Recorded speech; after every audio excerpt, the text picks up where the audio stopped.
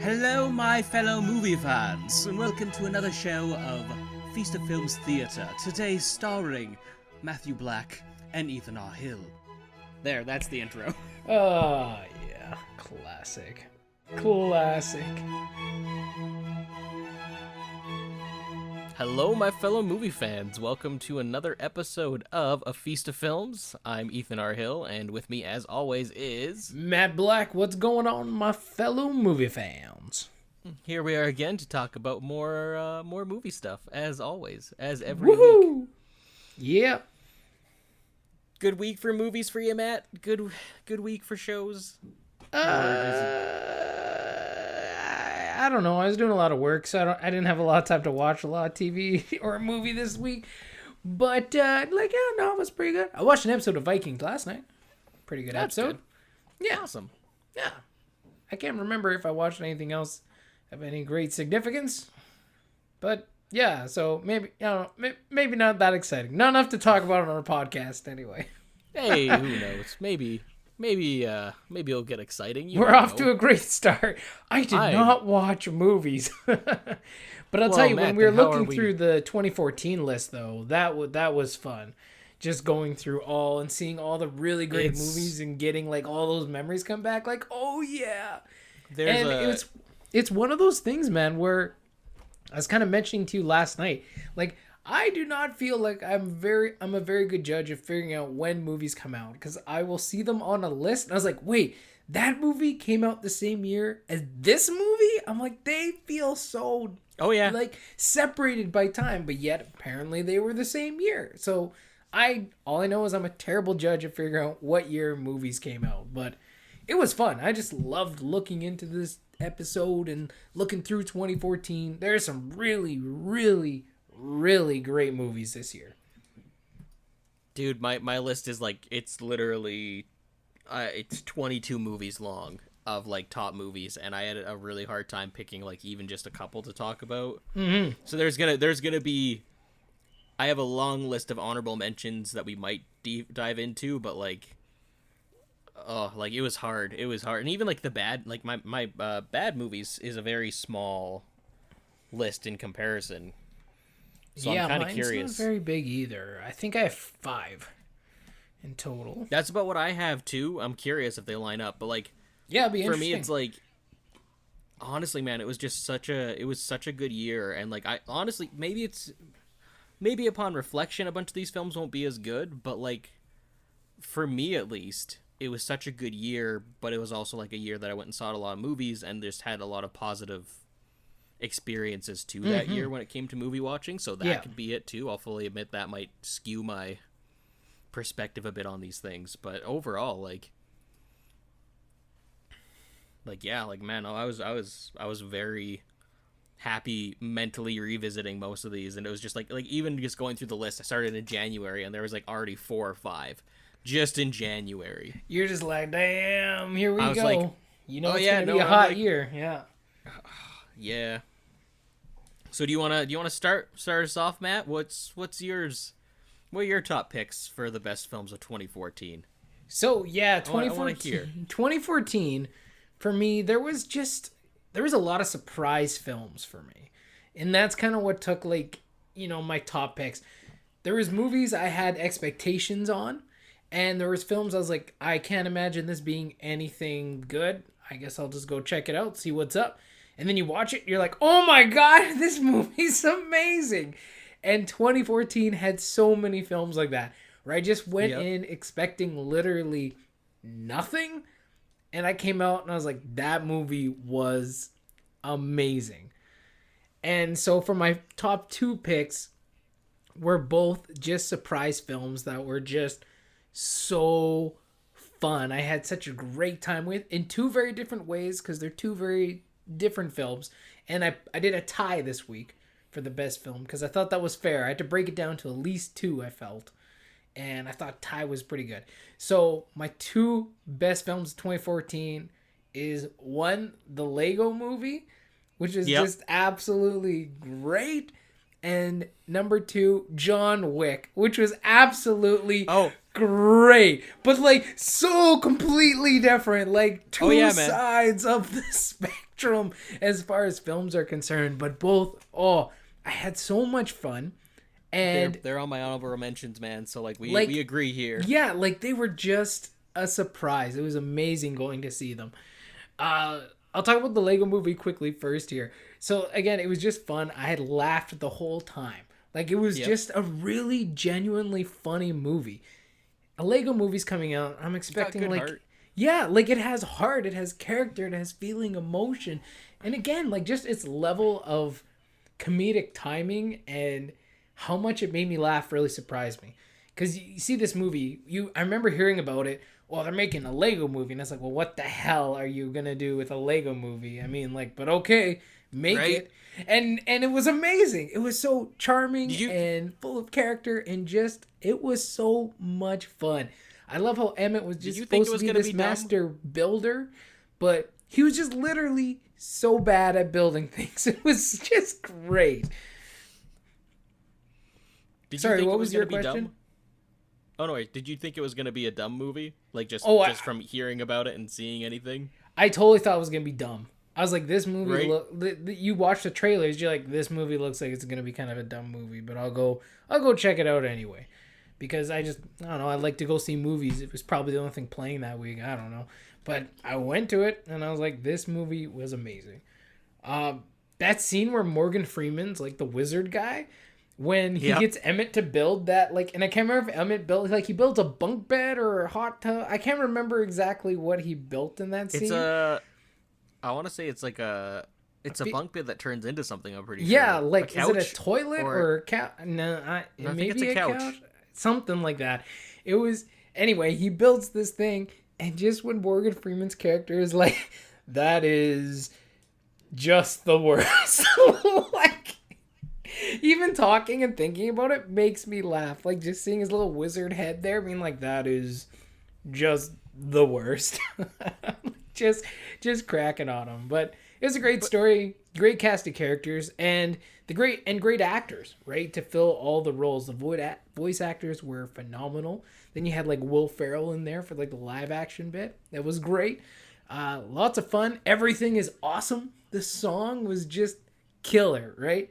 Everything is awesome. Everything is cool when you're part of a team. Everything is awesome when you're living, I don't know, in a dream. I don't remember what the actual living the dream. Living a dream, something like that. Anyway, but that pretty much summed up how I felt about the Lego movie. It was just, everything was awesome. It was fun. The animation style was great, and again, just heart, characters, story. It all just, it worked. It shouldn't have worked. It's a ridiculous concept, but it worked, and it was great. I loved it. John Wick, on the other hand, it didn't work at all. Terrible movie. Just the worst movie I've ever seen. That's why I put on my best list, because it is literally so bad, it's the worst. No, I'm just so bad it's the worst. So bad it's the best. Oh, classic. It was so bad that it went all the way around that entire spectrum to just be terrible. Just all the way back around. No, like, John.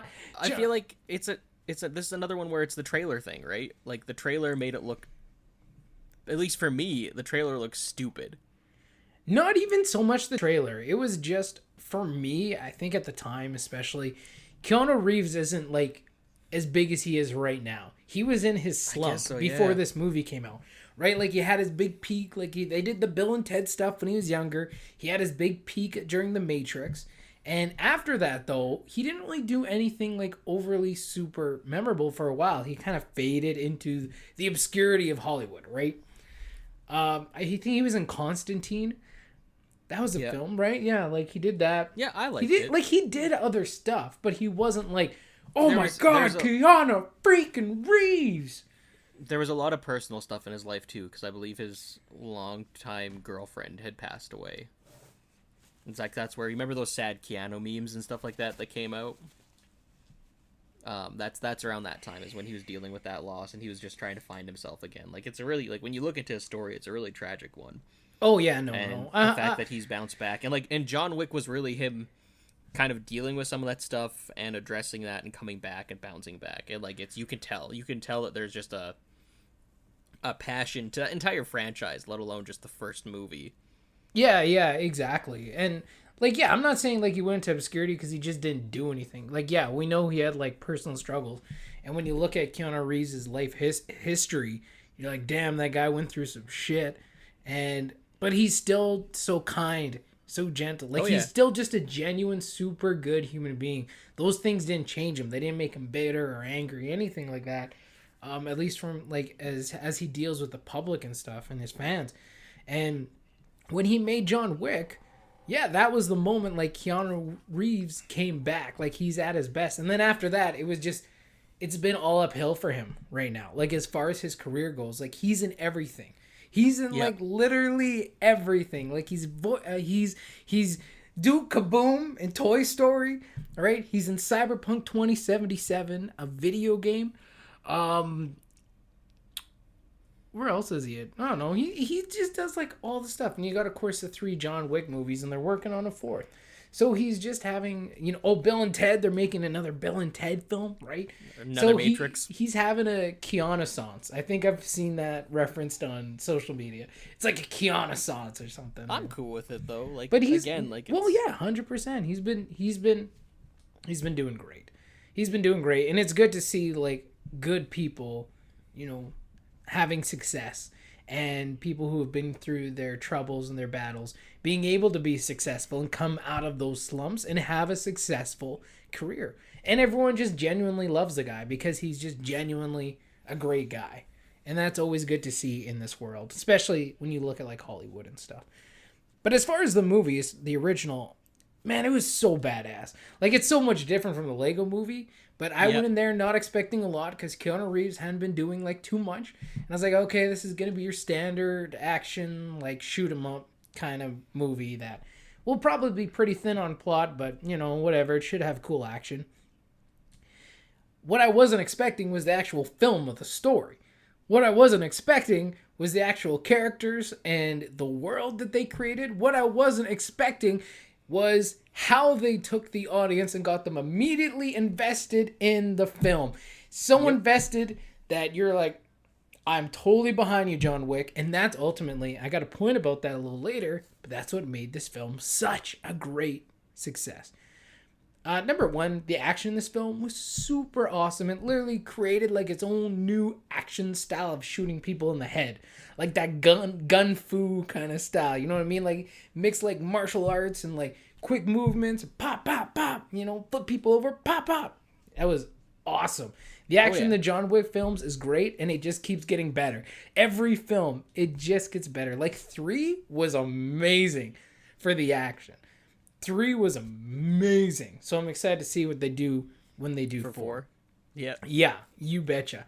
And like I said, Keanu Reeves was at his best in this film. He sold the character. He sold the world. You believed he was as deadly as everyone was saying he was.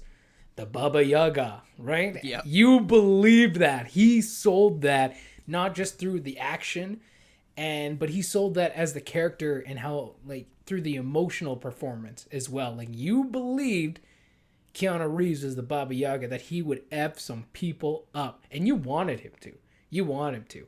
The supporting cast in that film was also great. Ian McShane is, like, always great in anything he's in. He's fantastic. Also, Willem Dafoe. Great performances. Like, these guys, those are 2 guys, if they're in anything, you're like, oh yeah, they're awesome. Like, you just they're just great. You just love them in anything they are, because they're just, I don't know, just those old white dudes that you're like, yeah, I like that guy. Right, yeah. He's good stuff. Yeah, so they did great in that film as well. But the tops for me, like I said a little earlier, was how the film got the audience invested into John's story. And that was the key to the film's success. Because the film, like, the writers knew. They knew, like, okay, we're going to have sick action and cool stunts in a cool world, but we need to get the audience invested if we want to make this work. So what did they do? They killed the dog! They killed the dog, man! I remember sitting there and being like, you hear the dog like, "Arr!" And I was just like, what? Did they just... Oh my gosh! They killed the dog! They killed the puppy! Get those motherfuckers! Like, I was immediately... And I'm not even, like, a dog person. I'm not even, like, a huge pet person. But I love little puppies and kittens. It's so cute. Like, I like cute little things. Man, they're so cute. It, like, just gets your heartstrings, right? And the fact that it was attached to his dead wife, right? Put even more emotional significance on the puppy. Even if the puppy wasn't, you would still be pissed they killed a puppy. But because it was so emotionally significant to his character, it hurt even more when they killed the puppy. And immediately, as the audience, we're like, John, you get those motherfuckers. You kill them. And we were okay with it. Like, whatever happens to them, they had it coming. We don't care. We're with you every step of the way. And that's what made the movie so successful, man. That's what sold the film, was this emotional connection that the audience was in. They were immediately invested into the film, into the character, and that carries through. That carried through 1, through 2, through 3, and they keep increasing the action, but the story, the story isn't as gravitating, or I guess in the, the others to come, but... that first one, I think, just did all the work. Like, we're in on the character. We're with you. Whatever happens after this, we got you, John. You're our boy. You're our boy. They killed your dog? You go get those motherfuckers. Anyway, they knew how to get people hooked on the character and the world, and they pulled it off brilliantly. It was so just impactful. Anyway, both these films, I was expecting literally next to nothing. And I love them so much. Surprise. They're such a great surprise. And there's some more films that were surprising as well. But these two were by far my favorites. And they're so different in terms, like polar opposites on the scale. One's like bright, colorful, everything is awesome. One's like, they killed your dog. Go get those guys. Like, it was just great. I absolutely loved it. So those are my two top picks for 2014. Super honorable mentions. So these are ones that, like, I was almost debating doing like a 4-way tie, and I was like, no. These two need their own. But super honorable mentions. Guardians of the Galaxy. Again, I went in with like some low expectations for that film. I gave Marvel the benefit of the doubt because it's Marvel and they've been doing a great job up until that point. So I was like, okay, I'll go check this out. Didn't know what it was. I'll just go check it out. And that first moment, man, when Peter Quill's mom is dying in the hospital and like she's like, hold my hand, and he's like can't even look at her, and then she dies and he's so heartbroken. Man, I was like tearing up in the theater, and then it pulls you into the alien ship and takes you on this journey. And the whole film is like that, like just in a roller coaster of emotion. By the time I was done, I was like, this movie is probably the best Marvel movie I've ever seen. Like, it was so good. So that was another great surprise. Winter Soldier was awesome. Absolutely loved it. So that was another super honorable mention there. Big impact for the MCU. Honorable mentions, Godzilla. I know a lot of people didn't like it because like Godzilla didn't show up till pretty much like the end of the movie, which I agree the film had its problems, but overall I really enjoyed that rendition. And I haven't really watched the movies after that, but that first one, it worked for me. I liked it. It Follows. It was this great little horror film. Did you see that? Yeah, I'll talk about it later. I feel like it's in his bad selection. I mean, maybe it is. I liked it. Okay, so we can talk about that a little later, but overall, I liked the film. I thought it was pretty good. Again, I wasn't expecting much. It's just this little low budget kind of horror film, and it did have moments where it was kind of weird. I was like, okay, so it's pretty much like this weird shape-shifting entity that pursued you and then killed you, and the only way to pass it on was to, I believe, have sex with somebody? Yep. So there's some like weird shit in there. And then if you have sex with someone, it passes on, then they pass it on. But if it kills that person, it goes back down to you. So it's like this constant chain. And yeah, it had some moments. Pretty sure it like humped a guy to death at one point. I don't remember. But it was like, Overall, I like the idea of it. It did have some weird aspects, but that's why it's an honorable mention and not like my utmost favorite. But I thought it was a pretty good film, despite how stupid it was. Another one that wasn't great, but like pretty good, Age of Extinction. I actually liked this Transformers. I liked the direction they took.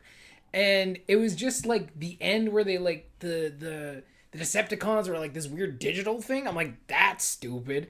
But other than that, the film overall was still pretty good. Yeah, the Transform stuff, that was dumb. But, Age of Extinction was pretty decent. I like the character shakeup and having,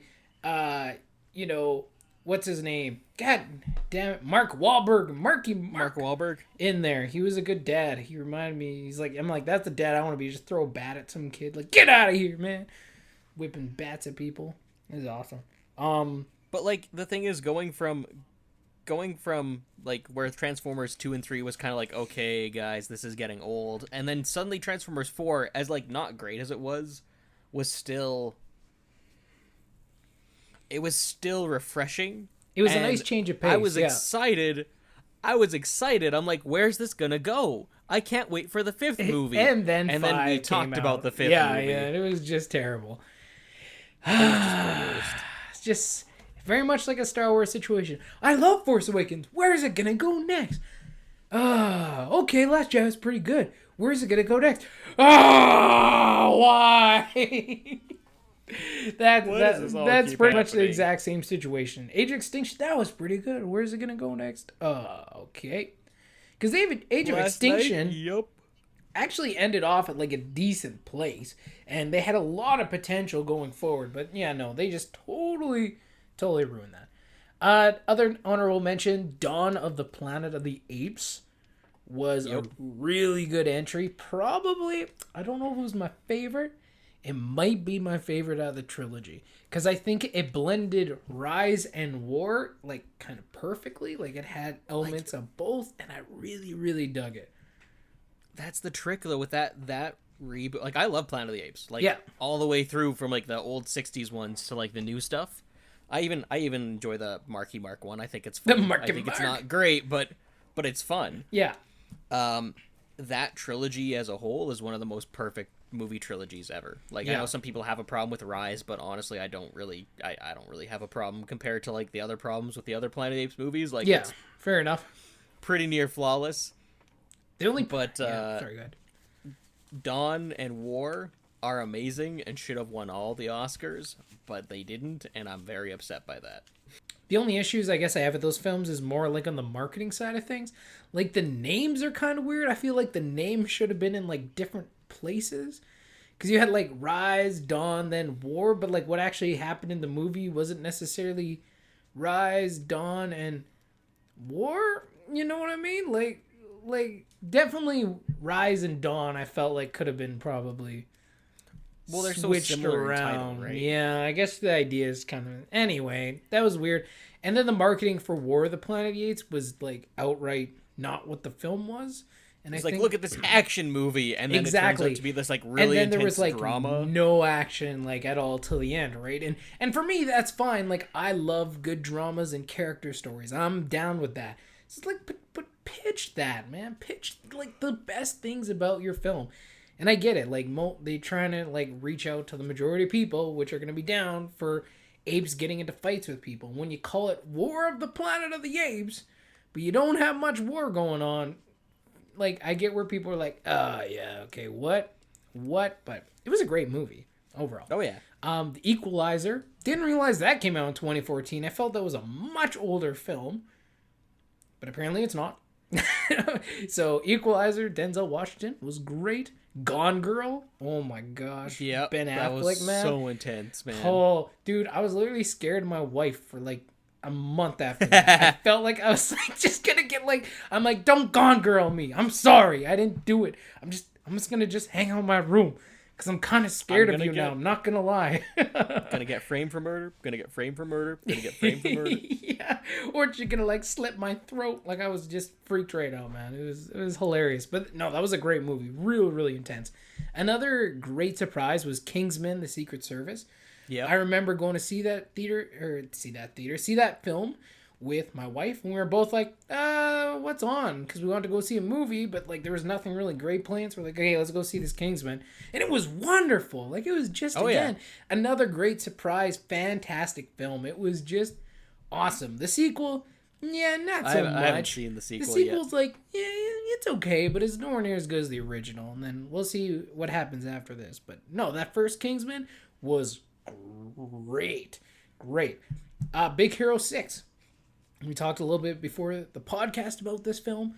Another just great representation. A lot of love given to this film. It was just a really fun time. Like, it's just a great story. You had emotional journeys. And I don't know. I don't know why this movie wasn't bigger than it was. Like, I didn't watch it in the theaters. I watched it a couple years later. But I was like, why haven't I heard more things about this film? Because it's really good. It's really good. And I had heard barely, like, nothing about it. But yeah, that's another one from 2014 that was awesome. And my last one on my list here, Days of Future Past. Again, I thought that movie came out before 2014, but, you know, whatever. I liked that one. X-Men I'm always torn on, man. I liked First Class. That was interesting. I liked First Class is my favorite. Days of Future Past was, I thought, pretty interesting. And then after that, it was like downhill. I was like, okay, these movies just lost quality hard. Oh, yeah. After Days of Future Past. And like, I don't know, I'm not like the biggest X-Men fan. I liked the originals. And like the spin-offs were okay. Logan was great. We talked about that already. I mean, I guess you were questionable. Like, so for you, I don't know, you're probably a bigger X-Men fan than me, so maybe like that's where you're like I've been your challenging of the films comes in. I've been an X-Men fan for like pretty much my whole life. Like they're one of my favorite superhero teams. And like I liked the old movies for what they were when I was a kid, but then as I got older and kind of started reflecting on like what they did with those characters, it was kind of weird. Like, the first two are still really good. They're still a really good movie adaptation, especially for the time period they were. Yeah. But, like, the problem I have is, like, we were given a taste of actual X-Men with First Class after getting X-Men 3 and Wolverine X-Men Origins. Mm-hmm. And, like, First Class came out, and I'm like, I want more of this. This is amazing. The tone is great. The costumes look great. There's a couple weird things here and there, but overall, like, this is X-Men. And then Bryan Singer came back and was like, hey, remember everything that I did in X-Men 1 and 2? I'm going to put this in this new movie. Remember? And then Apocalypse came out, and he's even more like, hey, remember what I did? Keep remembering that I am the guy who did X-Men. And it's like, it's such a, you can tell that he's just trying to be like, look how great I am. And then I haven't seen Dark Phoenix, but just from what I can see, it's like, so they just remade X-Men 3. And apparently not any better. It is not. Another... I haven't seen it either, but clearly from where people are talking about and the love for the film, it is not any better. In fact, it may just be worse. So. And that's where, like, I don't know what happened, because First Class was such a good, they had such a good thing going, they had such a good direction, and then it just like threw it to the wind because Bryan Singer came back and he's like, nope, that's not my X-Men. And it's like, oh, okay. Well, yeah, and I mean, it's another example of a franchise starting off really high and then like blah blah blah blah blah blah blah.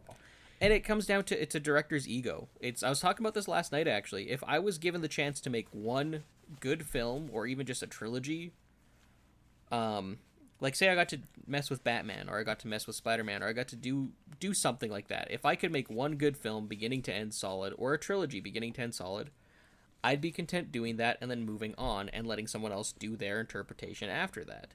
Right. But there's a lot of filmmakers out there who are like, no, I need to, stay on board with every single one of these projects to keep my integrity of what I think these things should be. Mm-hmm. And it frustrates me because it's like, no, you had your time, you had your chance, unless you created this thing. And like, I'm mainly talking for adaptations, because like for adaptations, that's where it gets frustrating, because people will act like, oh well, I created this, I am right. This. But I mean, actually, it's the same thing with Alien. Like Ridley Scott directed the first Alien, and then didn't do anything until Prometheus and Alien Covenant. but the way he's acting is like he's acting like he's the one who created Alien, when in reality it's like he directed the movie, but he didn't write it, he didn't produce it, he was a part of this team. But the way he acts is like, no, it's my franchise, I'm the one who is solely responsible for Alien. And it's like, buddy, no, like, well, you know, and also it's grown a lot. Are strange.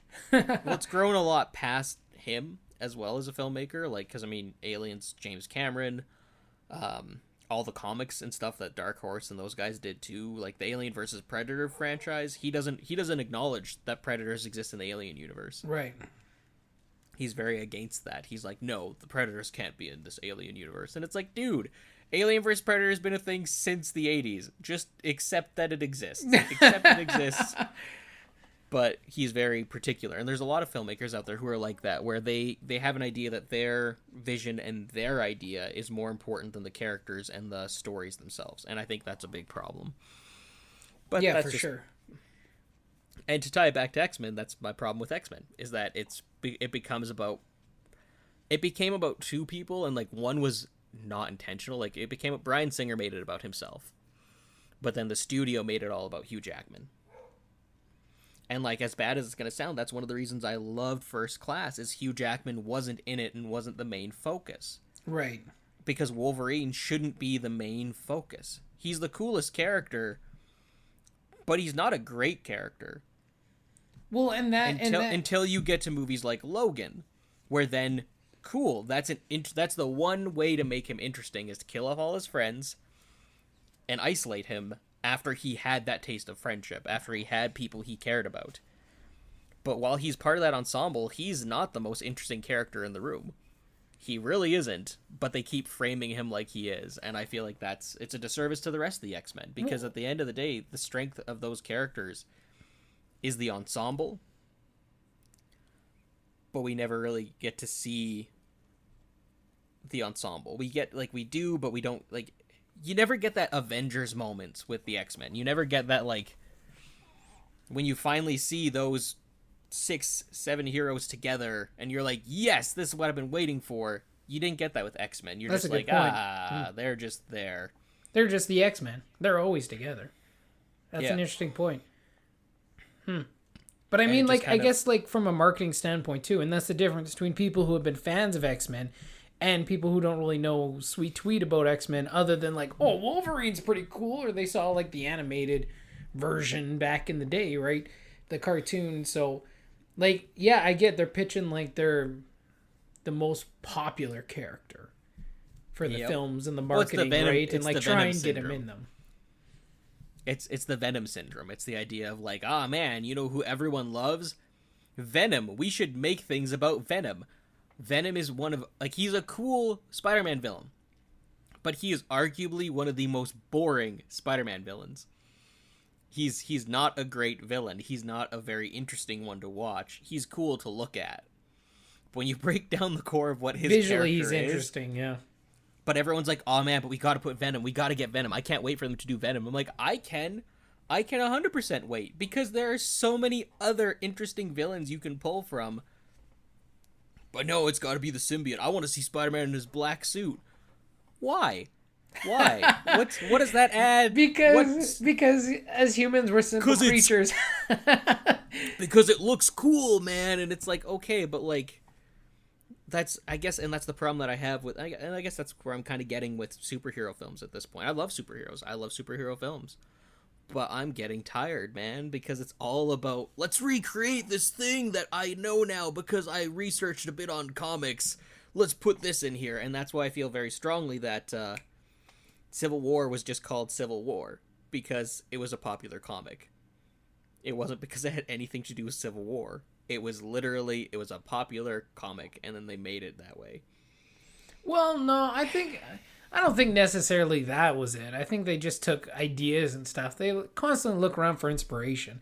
And I think at that part where the MCU was, that was the natural progression of this story. And it kind of set into, like, the Infinity arc, I consider, like, or the Infinity, I call it kind of a trilogy. But I think it started with Civil War, because then you have the outcome of that in Infinity War, where they're divided and they're not taking on Thanos as a united force, right? So that's actually what causes them to lose, Hence, then you go into Endgame. So for me, like, that's kind of a 3-story arc there just in itself.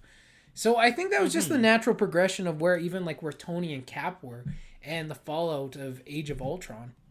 I think that was just the natural progression of things, and the fact that they could put it together and make it work, like, I'm cool with it. And I'm cool with them calling whatever movie they want to call it. They could have called it like Iron Man in his new suit with his best friends versus the Star Guy. You know what I mean? Like, I don't care what they call a movie. A title doesn't make a movie good or bad at the end of the day. The movie makes the movie good or bad. And it had enough elements from it, and the core idea was the same.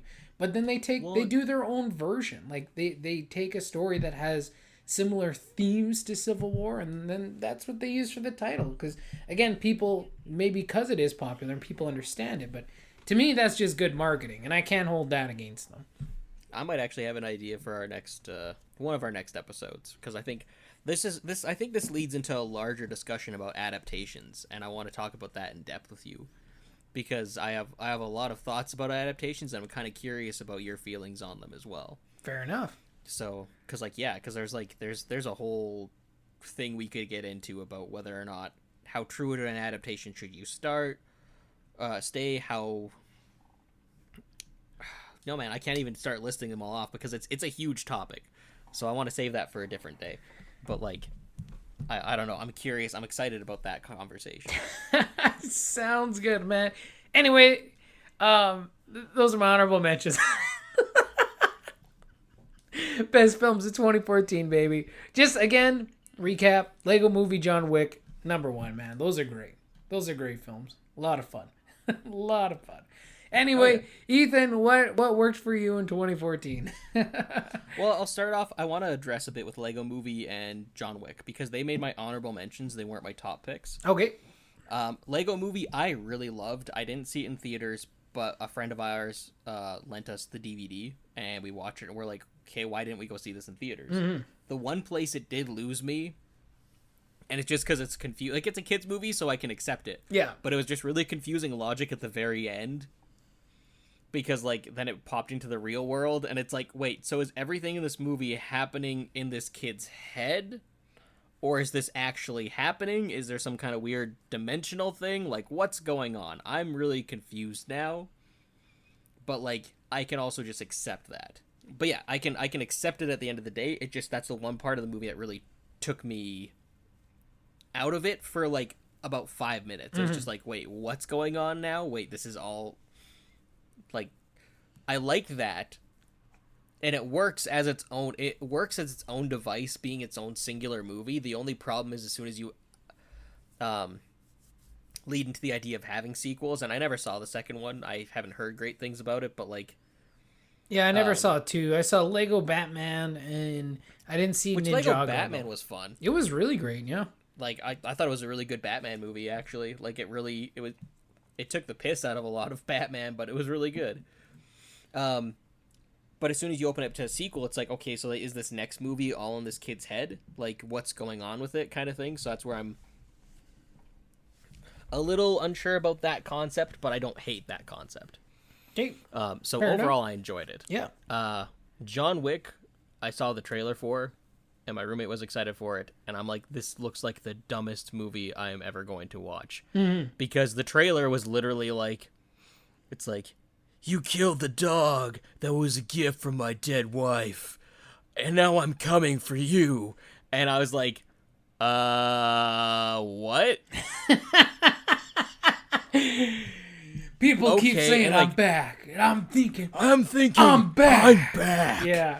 And, like, for me, at the end of the day, just going off the trailer and just looking at that, and plus looking at what modern action movies were doing then, mm-hmm.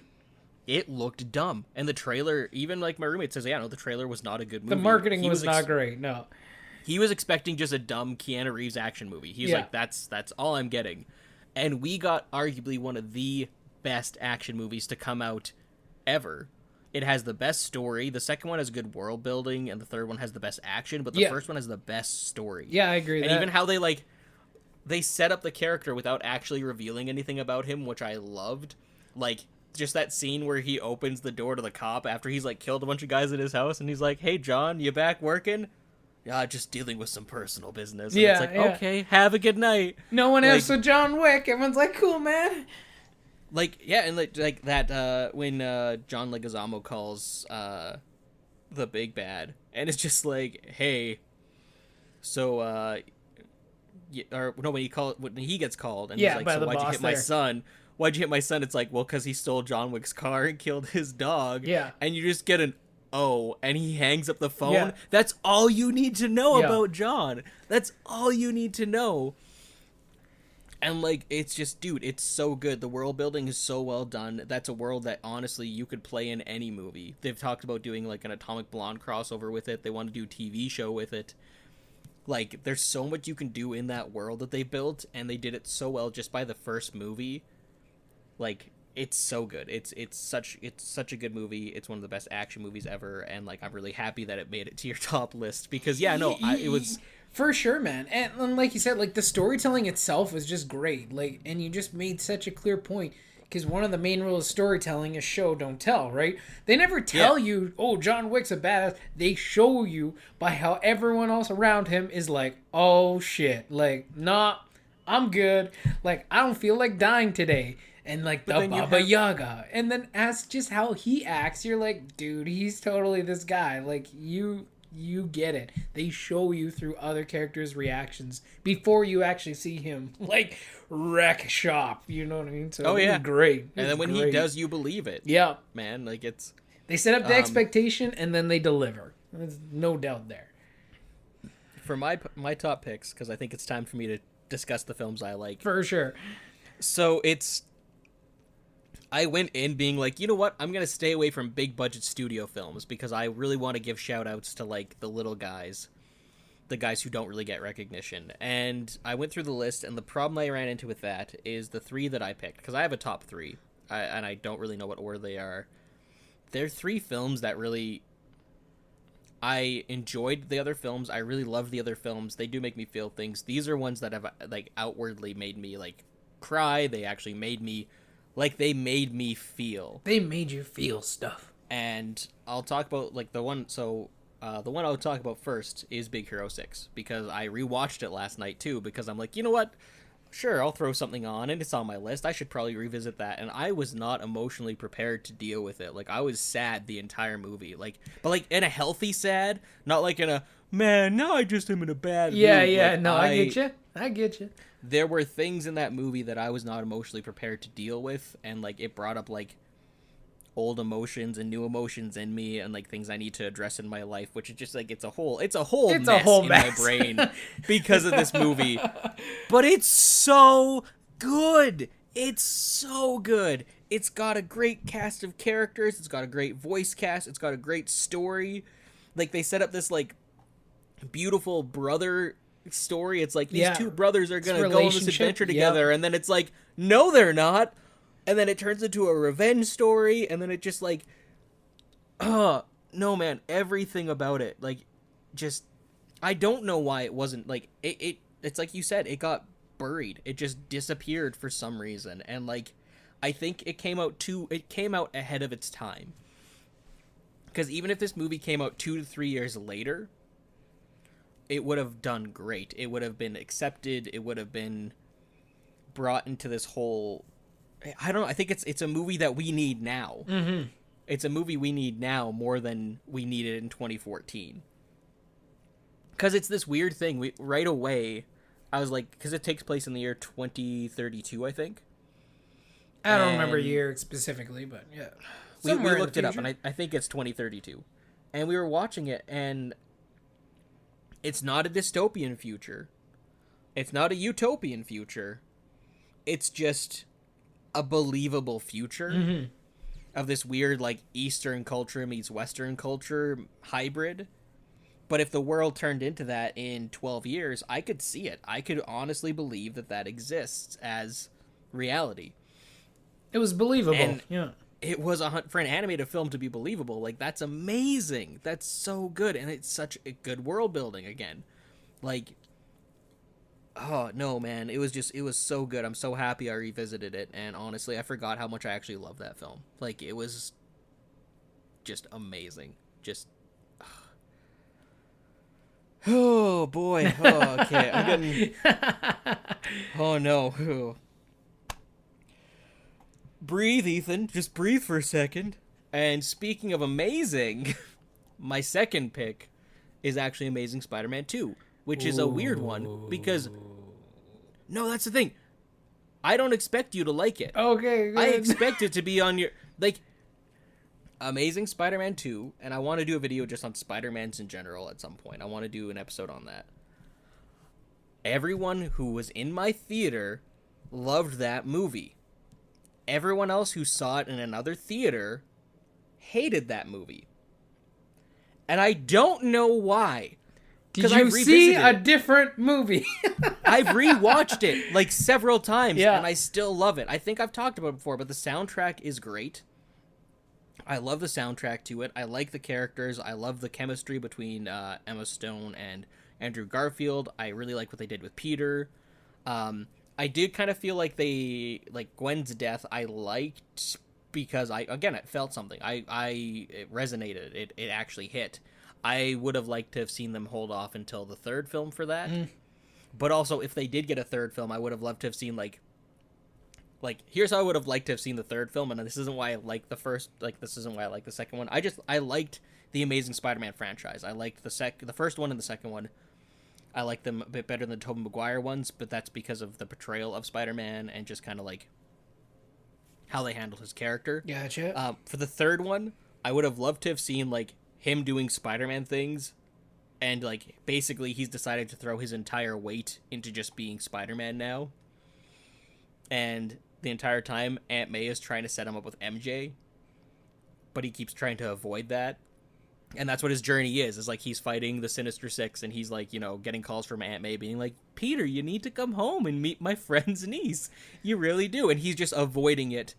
And at the very end, he finally realized, you know what? No, I can't. My life can't just be Spider-Man. I do need to open myself up to other things. And then he, agrees, opens the door. You see MJ. Maybe you don't even see her. And it kind of would have been a nice end if they did complete the trilogy. You don't see her face or anything like that, but he opens the door and you just, see that she's a redhead, and you hear the voice say, "Face it, Tiger, you hit the jackpot," and that's the credits. Or something like that. And I think that would have been a really good, strong final chapter to that franchise, but we didn't get it because Sony's a bag of dicks. Do you know why? Do you know why the third one didn't happen? Yeah. Do you know why the third one didn't happen, man? Well, there's a lot of there was a mix of reasons why the third one didn't happen. It's because they made money. They made their money back. Yeah, but money isn't everything either. What they were looking when at. When it comes to making movies, yes, it is. But they fired the not head if you of don't Sony, think you're gonna make money on the next one. That's But anyway, the head of Sony fired Andrew Garfield because Andrew Garfield didn't show up to an event because he was jet-lagged and sick. And the head of Sony's like, nope, this is disrespectful to me and the company. You're fired. And everyone at the studio's like, but why? And he's like, I don't care why. It's happening. And so he got let go. And it's the dumbest thing in the world. And it's just I cannot, I cannot, I'm going to Google that. I'm not 100% sure that's true, but you can go ahead. Keep talking. That's what it is, man. That's what happened. That's Andrew Garfield got fired from Spider-Man because he didn't show up to an event. Keep going anyway. But, I'm I don't know if I 100% believe that, but we'll see. I've looked into it several times, man. I've looked into it a lot. To me, at the end of the day, though, it just, I don't know, everything about that film was Spider-Man. Whether people like his portrayal of Peter Parker, that's a whole debate on what Peter Parker is. I like it. I think it's a different take, but I think it's also a true to form take for 2014 and even 2012 when the first one came out. Right. I think it was a very modernized version of Peter Parker, and the argument that I always like my roommate always has is like, well, Peter Parker's too much of like a hipster and stuff like that. And I'm like, well, I mean, how is he a hipster? Well, he has glasses and he skateboards. I'm like, that's what you think a hipster is? The dude's a loner at the end of the day. He doesn't have any friends. And that's I don't know. It resonated with me as someone who identifies with Peter Parker. Like, I looked at that and was like, hey, like, he doesn't have friends. I feel that way sometimes. Like, I felt like that was just a good representation. A lot of people complain about the amount of villains. I think the only weak kind of one was Harry, but I think that's because they should have saved him for the next film. I think they could have built that one up a bit more, but I did like what they did with that. Like, I don't know. I liked what they did with the story. I thought it was a unique, interesting way to look at Spider-Man, and it wasn't just the same thing that we got from Tobey Maguire. Which, I mean, arguably, then I can argue against myself for why I dislike Homecoming and why I dislike Far From Home, because that's just me saying that. I guess, yeah. I just realized that I've just been a dick about Spider-Man for the last, like, how many years. And I should probably revisit Tom Holland's Spider-Man. Because at the end of the day, they are trying to tell a different Spider-Man story than what we got. And at the core, I need to actually look at the core and see. Honestly, no. My biggest complaint with the newer Spider-Man movies is Aunt May. It's how they handled Aunt May. I don't like that. She just keeps getting younger, man. But that's the thing. Sally Fields was the best Aunt May. Because she was a strong, independent, single mom-like figure trying to raise this kid after losing her partner that she, like, her true love, right? And you saw that reflected in that character. With the Sam Raimi ones, you saw more of, like, doting old Aunt May. Oh, yes, everything's going to be great, Peter. Like, and the oldest one, yeah. And then the new one, the big thing that cinched that for me was in Homecoming, when Peter comes home in, like, completely different clothes, and she's, like, mad at him, and, like, oh, I'm mad at you, because where have you been, and all this kind of stuff, and he's like, I lost the Stark scholarship, and then immediately she was like, oh no, poor baby. I'm like, that's not what Aunt May would do. Aunt May would bluntly be like, I don't care that you lost that scholarship. I thought I lost you. And that is such more of an important character relationship with that, because at the end of the day, her care about Peter is about his safety and about him as a person. But the thing is, she wouldn't just baby him. She wouldn't be like, oh, poor baby, you lost the scholarship. She'd be like, I'm sorry that you lost that too, but that's not a reason for you to just disappear and not say anything. Right? Like, and that's what's missing. You're missing the parenting side of it, and it's more so because they play her for comedy. And that bugs me, because there's not that heart. There's not that connection, right? It's even in Far From Home. It's like she's the joke. She's just the joke of, like, ha ha ha. She and Happy now? Maybe they a couple. And it's like, and the fact that they're choosing directly to, like, ignore Uncle Ben. Like, I'm not saying you need to show him get killed again, but, like, at least talk about him. At least reference that he died, as opposed to replacing him with Tony Stark. Like, that bugs me, because you're losing an inherent part of that Peter Parker character. But when you break it down to Tom Holland's acting, it's the same thing with Andrew Garfield's acting and Tobey Maguire's acting. They all nailed different parts of Spider-Man and of Peter, and I love that. And that's why I love Amazing Spider-Man 2, and I love the first one. That's why I loved Spider-Verse so much, because they nailed all of that. That's why I love the Spider-Man PS4 game. Man, like Spider-Man isn't hard to pull off. And I felt like a lot of people think for some reason in Amazing Spider-Man 2 they didn't pull him off. I firmly disagree. I think they did an excellent job. And I'm bummed out that they didn't get to do a second one. And also Jamie Foxx as Electro, I loved. I thought that was a really fun take on that character. I thought he was a good villain. And I think that you're wrong for having an opinion, Matt. Well, I've talked about Spider-Man for too long, so let's move on to my third. Just before you move on to your third point, no, you're totally right. It was in the Sony hacks at that friggin' one of the Sony heads there fired Andrew Garfield. I don't think that was the sole reason the whole thing was canceled, though. I think there's a couple different elements, but for sure, if you get your lead actor fired, it's like, okay, well where do we go next? Because they could just hired someone else. Like, main characters change casting roles all the time, and they could have kept moving with the story if they really wanted to. But around that time too, that's when the Disney whispers started happening too. Well, exactly, because everyone was like, another element that was part of that. But what a lot of people wanted was the exact opposite of what we got. We all wanted, like, a lot of us were talking about, like, you know what?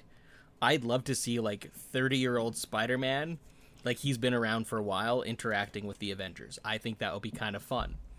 Because it's not teenager Spider-Man anymore. I think that would be a good thing to do. And then, now we just got teenager Spider-Man.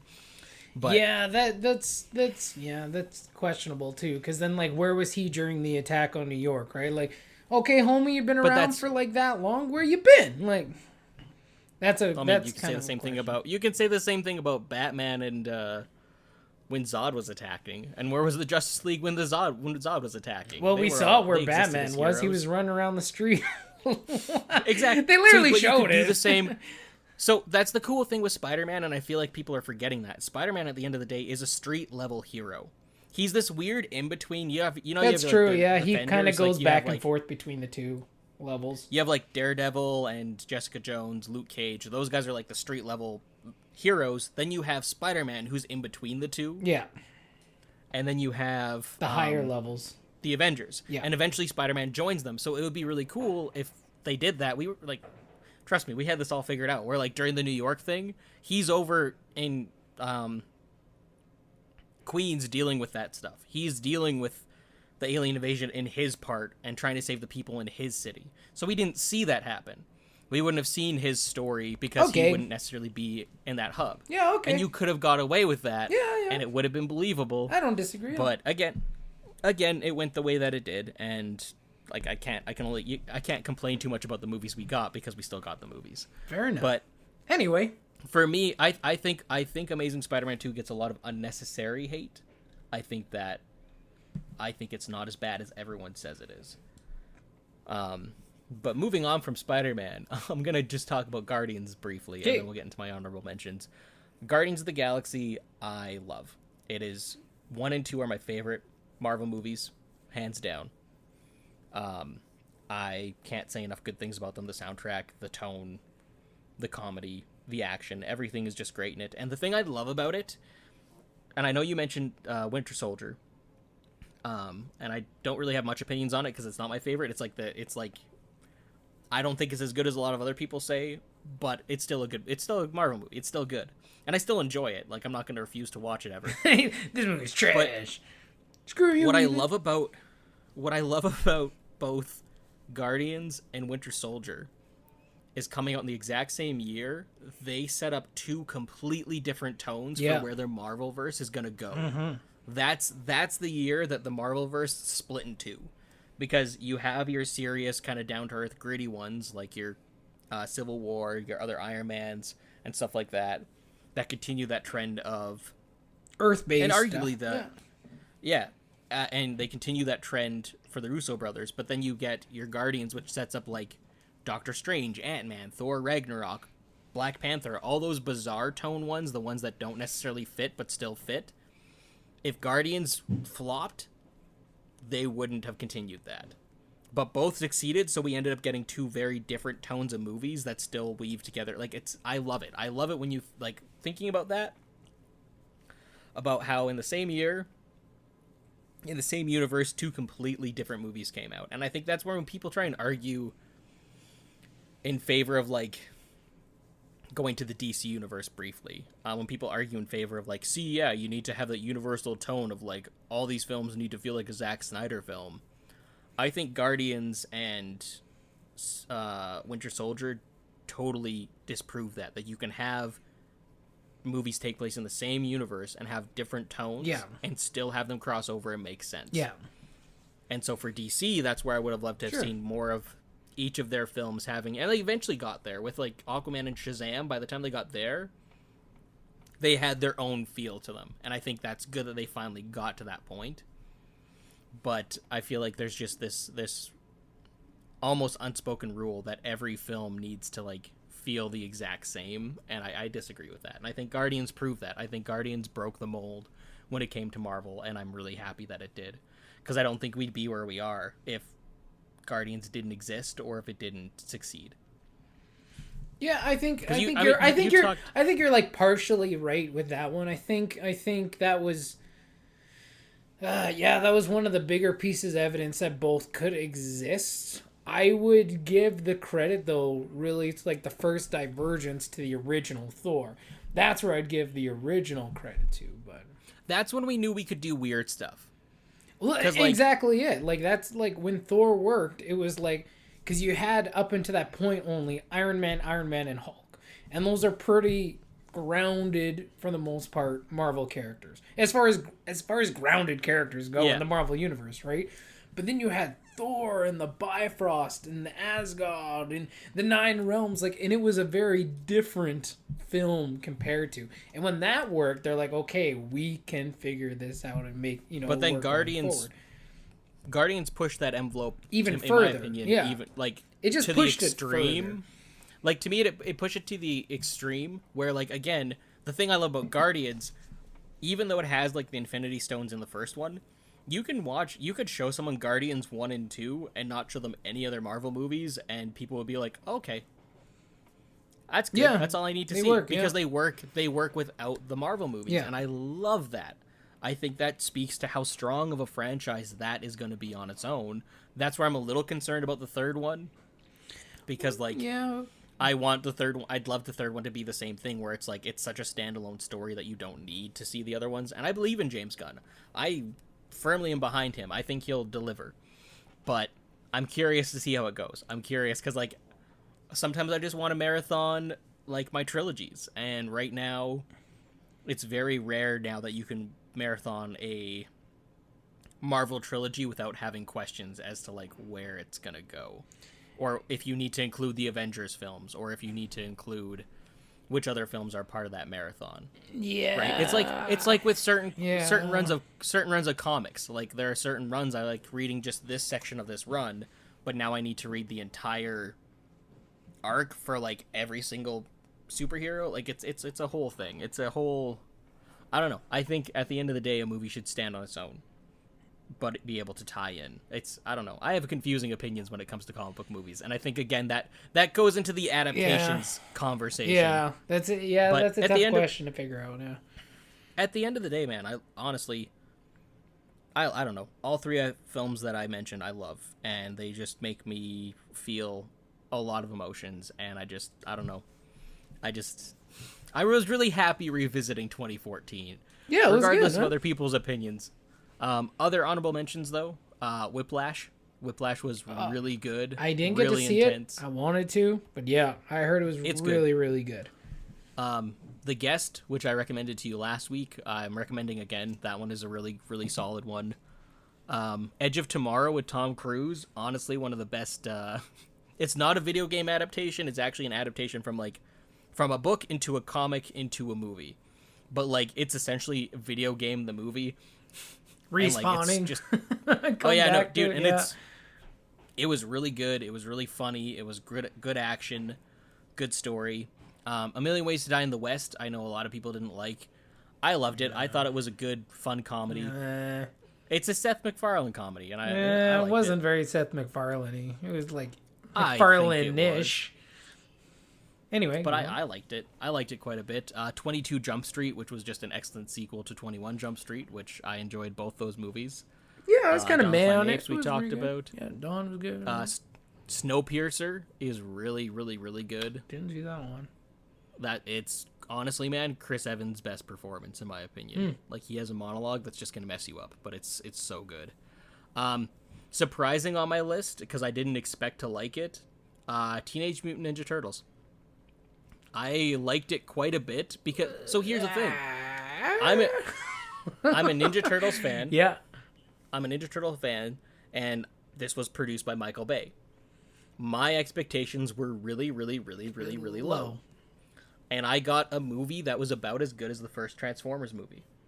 So it's not the best Ninja Turtles thing, but for what it was, I enjoyed the crap out of it. The sequel was not great. I did not like the sequel at all. I didn't even watch the sequel. But the first one was fun. I enjoyed it, and at the core, it was still Ninja Turtles. Expendables 3, the Expendables franchise is just amazing. Oh yeah, that was a fun one. It's exactly what you know it's gonna be. Yeah. But Expendables 3 was just like, it was fun. It was a fun kind of conclusion to that. Yeah. Nightcrawler. Did you ever see Nightcrawler? I did not. No.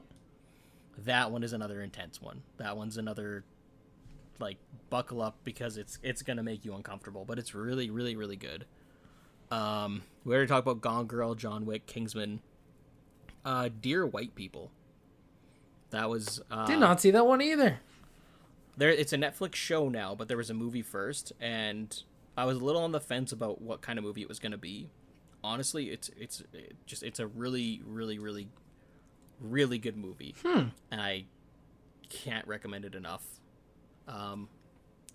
Boyhood is another one that was really good, although upon reflection, it's more impressive than it is a good movie, because it's one they shot over 10 or 12 years. And they, like, used the same kid actor and watched him grow up. But, like, when it comes down to the story, I can't actually remember what the story's about other than this kid growing up. Just the idea of it was, like, it had a good, solid concept. The idea was cool. It's a good execution. Dead Snow 2, which is a sequel. It's basically the Dead Snow franchise. There's two movies. I have no idea. I've never heard of this. They are Norwegian Nazi zombie films. Oh, okay. And the first one is fun and really intense. Yeah. The second one, basically think like Evil Dead and Evil Dead 2, yeah, where like they rip the lid right off it, and basically it turns into Nazi zombies versus Russian soldier zombies. Okay. And it's the funniest, weirdest zombie movie I've ever seen, and I thought it was great. Also on there is Fury, which is a good movie, but depressing as anything. Like, it's really worth the watch, but it's just depressing. And then I threw The Hobbit on there, too, because at the end of the day, The Hobbit isn't Lord of the Rings, but I don't hate them. Yeah, I was pretty mad about them. The last chapter came out that year, and I enjoyed it. I was pretty mad about it, yeah.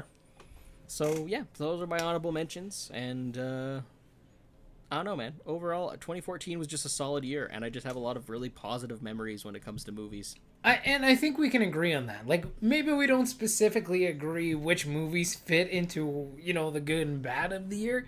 I think overall we could say 2014 was a solid year, and there's a lot of movies for me that were, like, kind of meh, but, like, there weren't a lot of, like, terrible movies that I saw that year. So, yeah, I'd say overall 2014 was pretty dang good. No, as I said, I had a good year of movies. I had a good years of movies. So yeah, so that was 2014. For the good ones. What's that, Matt? What's going on now? It's time for debate break. It's like a terrible air horn impression. It's time for That's right, Matt. break of debate. That's right. It is debate break, and today we are going to be debating our best movie snack that is not popcorn. Exactly. Because I think we can all agree popcorn is like number one movie snack, right? Like nothing beats popcorn. And the only thing you could kind of argue is like I think it's popcorn and drinks because people I don't think a lot of people count drinks necessarily, but I think they should, because honestly I've gone to a movie where I haven't got popcorn, but I still get a drink for while I'm that's true I've done movie, right? Yeah, that's true. But that's where I think that's not on the list. That's not what we're debating. But yeah, I feel like drink is its own thing. It's like best movie drink kind of thing. And and I'm glad we're talking about it, because I've been feeling just like a little sad, like with the lockdown and everything. I'm like, man, I really want to go to a movie theater. I love going to movies. Like, for me and my wife, like, that's our date night. Like, going to the movies is just, that's what we always used to do. And, like, not because there's nothing to do in Saskatoon. I mean, there isn't really anything to do in Saskatoon. But just because there isn't really much to do right now, man. There's not much to do in a normal year. But, like, I mean, just because we love movies. So, I really miss the theater going experience. So, I'm excited we're talking about this today. So Matt, what's your pick? What are you arguing for? In my corner, I'm arguing for peanut M&Ms. And that's a good choice, and normally I'd be worried, but I have some good arguments because I'm arguing for nachos and cheese. Well, I mean just nachos, but like, you know. You know, with cheese, I'm assuming. But yeah, but that's I'll get into that. Okay.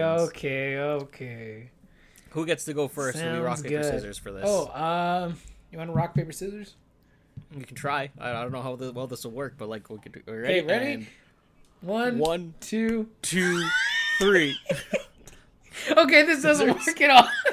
It's like such a delay between the video. I'm waiting for you, then you're waiting for me. Oh wait, dude, no. I know what we do is.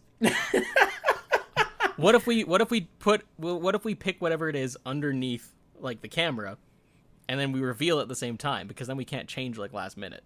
Okay, fair enough. Can you see my hand right now? I can't. No. Okay, ready? Ready? 1, 2, 3. 3. Ha! Scissors, man. Bam, bam, bam, bam, bam. Wait, does that mean you go first or that I go first? I don't know. We did not decide. We're not doing a very good job. You know what? You go first. How about if you win rock, paper, scissors, you can decide. I'm going to say you go first. I want to hear your opening argument for nachos. Here we go. Right, just wait. Let me get my timer out. What do we time? I was about to say, let's get a timer. Do we want to do a minute or 30 seconds? Let's roll with like. Or do we want to split the middle and do 45? Like 45. Yeah, let's try 45. See how that goes. 1 minute felt a little long last time. I didn't have enough arguments for it, so 45 should be a nice tight. Do you feel you have good arguments this time? Oh man, I'm ready to go, dude. I'm ready for you. I'm ready. Don't worry, I'm also prepared. Okay. Really. All right, let's do this. Debate break. So it's best movie treat beside popcorn: peanut M&Ms versus nachos. All right, let's do it in 3, 2, 1, go. So first things first, anytime you go to a movie theater, you want something salty. That is just a go-to. That's what the popcorn is. So if I want a substitute that is not popcorn, I want nachos. It's got that salt factor. It's gonna, balance out with the sweetness of my drink, right? It's gonna, be a good balance there. And it's gonna fill me up. So to me, nachos and cheese is just the best way to go. You can also get salsa there too. You have variety. You can have nachos with cheese. You can get 2 cheeses, or you can get 1 cheese and 1 salsa, or you can get both salsas. Whatever you want. You can tailor it to your own personal nacho enjoying experience. How am I doing, Matt? And time. So pretty good. Pretty good. Okay, I get your first point. You have options. And it's salty. Exactly. Salty options. Exactly. Okay. Get that timer started for me, man. Let me know when you're ready. Ready? My point 1. Yep, I am ready, and go. The first thing that's the best thing about peanut M&Ms, I don't know if it's the best thing, but it's definitely the first thing, is they're so easy to manage in the theater. Listen, you have usually a little seat. Maybe you go to the VIP, you get a little bit more room or something like that, but most of the time you got this little seat and you got to manage your snacks. Popcorn's one thing, but I've seen some fools coming in with a pizza trying to balance a pizza. That's foolish. Peanut M&Ms are perfect. They come in a little bag, easy to manage. Just open the bag, take a peanut out at a time. You can even put it in your popcorn. It's fantastic. You don't have to worry about spilling it everywhere. You don't have to worry about getting it on the person in the seat next to you. It's easy to manage, so you don't have to focus on your snacks, but you can focus on the film.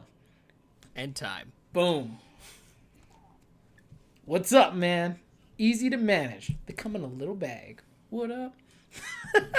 All right. Ready for point fair. 2? It's a pretty good point, right? Yep. It's a pretty ready good for point 2, yeah. Okay, here we go. 3, 2, 1, go. I mean, arguably nachos are about as easy to manage as peanut M&Ms or as popcorn. Debatable. Like, it's not that difficult to bring them in. Well, because, dude, you get it on a handy tray, right? If you have more stuff, you can just stack it on top of the nachos. That's perfectly fine. That's not a problem at all. Honestly, I think, to me... I'm trying to think of a second point now, because I prepared. But, like, I really said all I had to say in the first one. But honestly... Smooth move.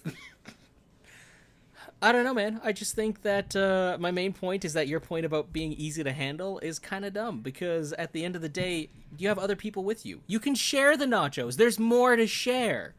You can split that. You can, if you have two people who want, I'll find it. You're cut off, man. You're cut off. You're gonna lose this. At the end of the day, you're gonna lose, man. I think I might not, though, Matt. Because at the end of the day, I think sharing's the most important thing. Yeah, you can share peanut M&Ms too. I'm just saying. Yeah, but it's not as easy to share. Super easy. Just reach over. There you go. There's peanut M&Ms. And someone grabs a handful, and then there's all your peanut M&Ms gone. Sorry, Matt. Yeah, someone grabs a handful of your Cheezos, and they're gone too. Okay. The Cheezos.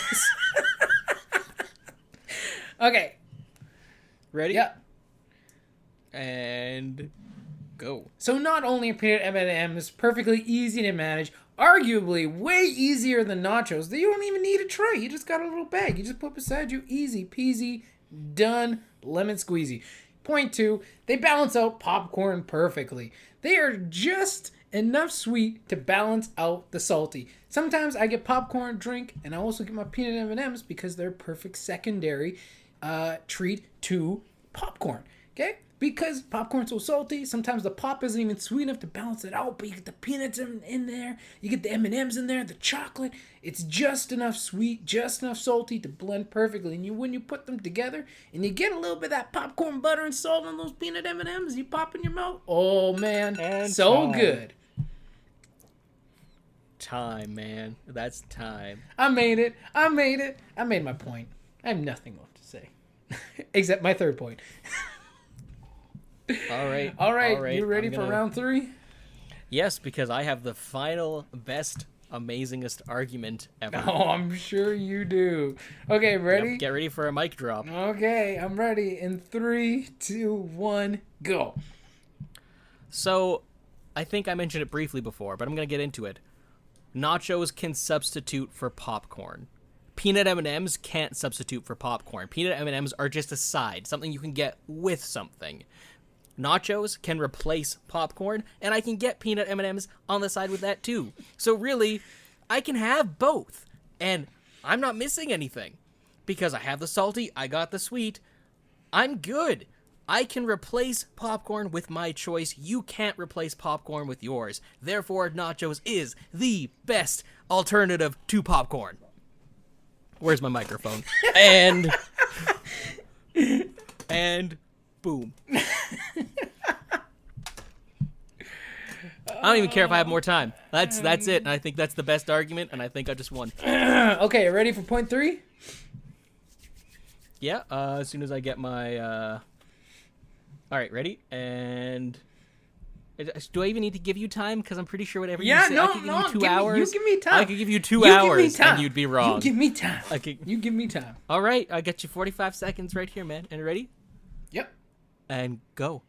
Number 1, the argument is best movie treat beside popcorn, not necessarily replacing popcorn, but, just not popcorn. And here's the thing. If I wanted popcorn and nachos and M&Ms, I could buy them all too. We can all just buy whatever we want. So it doesn't really matter. At the end of the day, you must be rich. Peanut M&Ms are still the best one. And here's my third point. At the end of the day, you can take them home. You can take them home. You can take nachos home, but they're going to get all soggy and weird and goopy. You don't want that. Maybe they'll spill in the car, and then your car's going to have that weird little cheesy nacho stank in it. You take peanut M&Ms home, they're easily storable, and they're good to go for your home movie night. So not only are you getting M&Ms, Time. God damn it! Not only are you getting M&Ms at the movie, you're getting M&Ms at home. Matt, the cheese isn't on top of the nachos. The cheese are in the little dishes beside. They're not going to get soggy. Yes, they will. No, they won't. That's not how... Matt, you're changing the logistics all for your own argument. Maybe do you we put have them final in the arguments? Cheese. Yeah, I do. Do we have final? We have the. We have final points. Yeah. Okay, I don't have a final point because my final point was the best point. Oh, okay. Well, then just reiterate your best point. That I don't think is really the best point. All right, let's go. Let's go. Final rebuttal. 30 seconds though. 30 seconds. Yep, 30 3, seconds. 3, 2, 1, go. So Matt, you must be really, really rich if you can afford popcorn, nachos, and peanut M&Ms and a drink, and not to mention for your whole family. Like, I can't afford that, but you know what I can afford? I can afford popcorn or nachos. So, I do think it's about the alternative snack. I do think it's about replacing popcorn, because I think at the end of the day, you're not going to get all three. And you can totally take nachos home, but guess what? You don't have to, because they're so good. Time. You finish them there. Time. I think I still got that Time. last little bit in there. Time. But you agree with that, right? You just finish nachos when you're there, right? No. Right. Throw them out because they're Oh, trash. you have- Okay, next point. I'll throw you out because you're trash. just getting savage of goddamn trash. Okay. All right, ready, Matt? Ready? You ready? Yep. All right, and go. Well, the one thing I can't afford for sure is peanut M&Ms because they're cheap and they're wonderful and they're super tasty. Listen, final point is they're not hard to handle. They're not messy and they outlast nachos all the time. And by the way, when it comes to nachos, where does the cheese come from? Do you know? I don't. That's a problem for me. It's really weird. But listen, they're awesome little theater treats, and they're the best things besides popcorn. The peanut M&Ms, perfect. Get a drink Time. and your peanut butter M&M. Goddamn peanut butter. Get peanut M&Ms. You can't even decide what type of M&Ms, therefore you lose. We're talking about just the normal peanut ones. Anyway. Also, that was fun. I like how your final point was like all my other points. It's like, and my final point is the previous 3 points that I've made. This is why. And the cheese, homie. The cheese. Where's that come from? But what about I don't know. do you know where the chocolate comes from? The chocolate factory? The cheese comes from the cheese factory. The cheese comes from a can. That's questionable at best. I'm just once saying, again, man, I super think duper if you're gonna start processed. questioning, what about the butter on your popcorn? Do you know where that comes from? Because that's also super duper processed. Yeah, but that's why I'm eating peanut M&Ms. No, this is about popcorn. This wasn't about peanut M&Ms. This is the alternative to popcorn. Man. And I think No, the I think I best, not won. necessarily alternative, but the best movie snack besides popcorn. I think that's nachos, and I think I won, and I think you're just upset I because think I proved you peanut wrong M&Ms several are times. better. Well, you know what? I just don't like nachos. That's my Well, that's final that's point. totally a you preference then. I love all snacks. I think all snacks are equal. That was but- fun. That was fun. I might say some of your points were better than mine, but I also like the convenience of peanut M&Ms are just that's money for me, man. Oh, That's dude, like, money for the me. thing is, as soon as you said peanut M&Ms, I knew I was in trouble because like that's what I get every time I go. Yeah, me too. Like, Every time. I always Every time. Yeah, it's just Every time. So it's one of those things of like I guess I have to argue against the thing that I love, but that's why I came with the argument of like you can have it with nachos. Yeah. Because then I can. Then still you can say still that have technically- both. No, I get you, man. Exactly, right? I get you. So, No, that was fun. It's all in good fun, guys. We're not that upset about peanut M&Ms or nachos. I'm pretty upset about it. I want peanut M&Ms and nachos. God damn it! Oh, All man, right, that's you fun. know the drill, That's guys. fun. Do. That was debate break. Share your opinions with us underneath. Let us know who won. Clearly, Let us peanut know. M&Ms, but just Yeah, clearly nachos. yeah. But whatever you think, just let us know. As long as it's peanut M&Ms, let's go. Yeah, somewhere. Yeah. So, Matt, are we ready to move on to the worst films of 2014 to talk about all the films that you liked that I hated and that I hated that you liked? I think I just said the same thing twice, but I don't care. We all know what It I doesn't mean. matter. We get what you're saying. Because I'm ready. it's- all right. I'm ready. Do you want to go I'm first? ready. Do you want me to go first? How do you want to do this? You can go first this time. We'll switch it up a 'Cause bit. I think I started the last time. Yeah. All right. So, worst films for me. I'm just gonna list them off because I don't even know, man. I don't even know. I don't like. Okay, I don't like really going into these ones because they're all not great, in my opinion. Yeah, I hear you. Well, okay. Like, there's one that's like I have mixed feelings on. So, I Frankenstein is like top of my list because like that one was just. Do you watch I Frankenstein? I seen parts of it, and I was like, "This movie's trash. I'm out." It's the same guys Like, who did I Underworld. did not want to commit Dude, to watching it. I don't understand how like someone who looks like Aaron Eckhart with like some scarring is like I'm hideous and society hates me, and it's like exactly. no, it's you so could get weird. a pretty well like regular job, man. You look fine, and like he's not like a monster.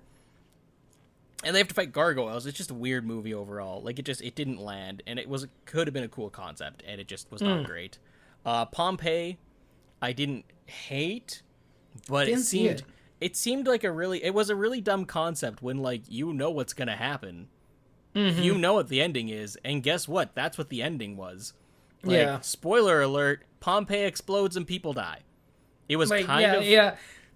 It was kind of fun, but in a not good way.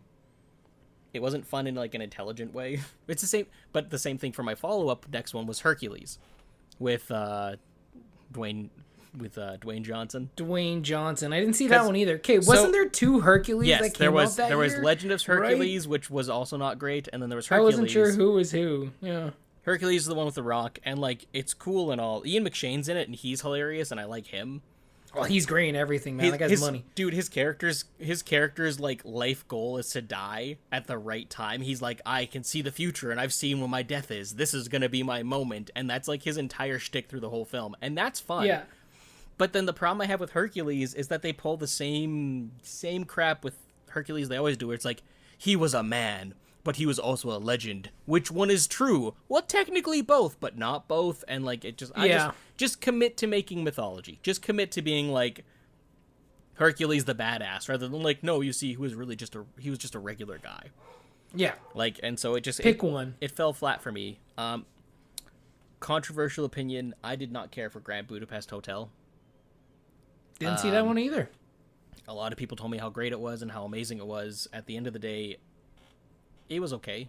I liked it well enough, but I didn't love it, and it just kind of like, again, it was another one of those whole, like, I don't think it was as good as people said, but also I'm not a huge Wes Anderson fan. Like, right. Honestly, I think I've liked 1 or 2 of his films, and the rest I haven't really cared for. So I'm not taking that away from anyone else. If other people love it, kudos to them. It just didn't land for me. I can see why it's a good film. I can see why, like, the production design alone is amazing, but, like, just something about it disconnected for me, and I don't really... Just don't care for it. Yeah. Sometimes movies just don't work for people, right? Like, that's ultimately what it comes down to at the end of the day. And then finally, It Follows. It Follows is Hey, that was on my good list. It was a dumb movie, man. It was kind of dumb, but it was fun. I had fun with it. So it was a fun little horror film. So me and my 2 roommates... So stupid. Me and my 2 roommates went and saw it. Like, so it was the 3 of us, and no one else was in the theater. Oh, I didn't see it in the theater. I So- saw it later on. So Well, that probably helped. Prosser was I pretty... didn't put money on it. Prosser was pretty down to go see it. So he dragged me and my other roommate with him, which we went willingly. And so it was the only 3 of us in the movie theater. There was literally no one else. Yeah. So what me and my other roommate start doing is, because we start watching this movie and we realize this is a dumb movie and we're alone in the theater. So we just start riffing on it in a theater. It was one of the coolest experiences ever, being able to actually, like, talk loudly and riff during a movie in a movie theater without getting shushed, except for Prosser then ended up moving 3 seats ahead of us because he was liking the movie, and he's like, no, He's like, screw you guys. He's like, nope, I'm done, and he just moves ahead. But, like, the concept is okay. It's really weird that the monster is essentially an STD that's gonna kill you. And, like, yeah, I guess it's kind of it, yeah. And, like, the characters aren't exactly likable. Actually, the main girl in this one is in The Guest. Oh, okay. And she does a really good job in The Guest. But, like, her best friend character motivation was just really creepy and weird. Because there's that one guy who's like, she's like, I'm into this guy, but I don't want to sleep with him because that could kill him. And then her best friend, who's, like, obsessed with her, is like, you know, I'll sleep with you and take the curse from you. You know, and the entire movie, like, he kept offering that, eh? Yeah. And he was just being a creep. He was just being weird. And also, the creature only moves at walking speed. Yeah, it's not that hard to, like, get away from it. Yeah, take a plane. And, like, I guarantee you could figure out how fast this thing walks, and you could figure out how long, like, take a plane to somewhere, get a job. Stay there for a certain time and then fly back. Yeah. Like, you could Just live your life going back and forth. And all you need to do while you're doing that is sleep with other people. Just bang a bunch of people. Keep moving. Yeah. Like, it's not that hard to get away from, but they made it look like it's really hard to get away from. And, like, it just... Yeah. man. Like it just it's Well, it's that's why I said it's just a fun movie because it is dumb. Like it is silly. Like it's not something I'm like, man, this is the masterpiece horror movie of all time. Like it was stupid, but it was fun. And I feel like they just this is kind of fun. They could have done more interesting things with it, and they didn't. They just kind of settled for mediocrity is the wrong word, and I feel kind of a mean word, but like that's how it feels. They just settled for like bare bones, basic kind of stuff. Like, and they didn't have a huge budget either. No, like you can tell, it was not a big budget. They had to work with what they had to. Oh, and I can agree to that, and I can sympathize with that completely.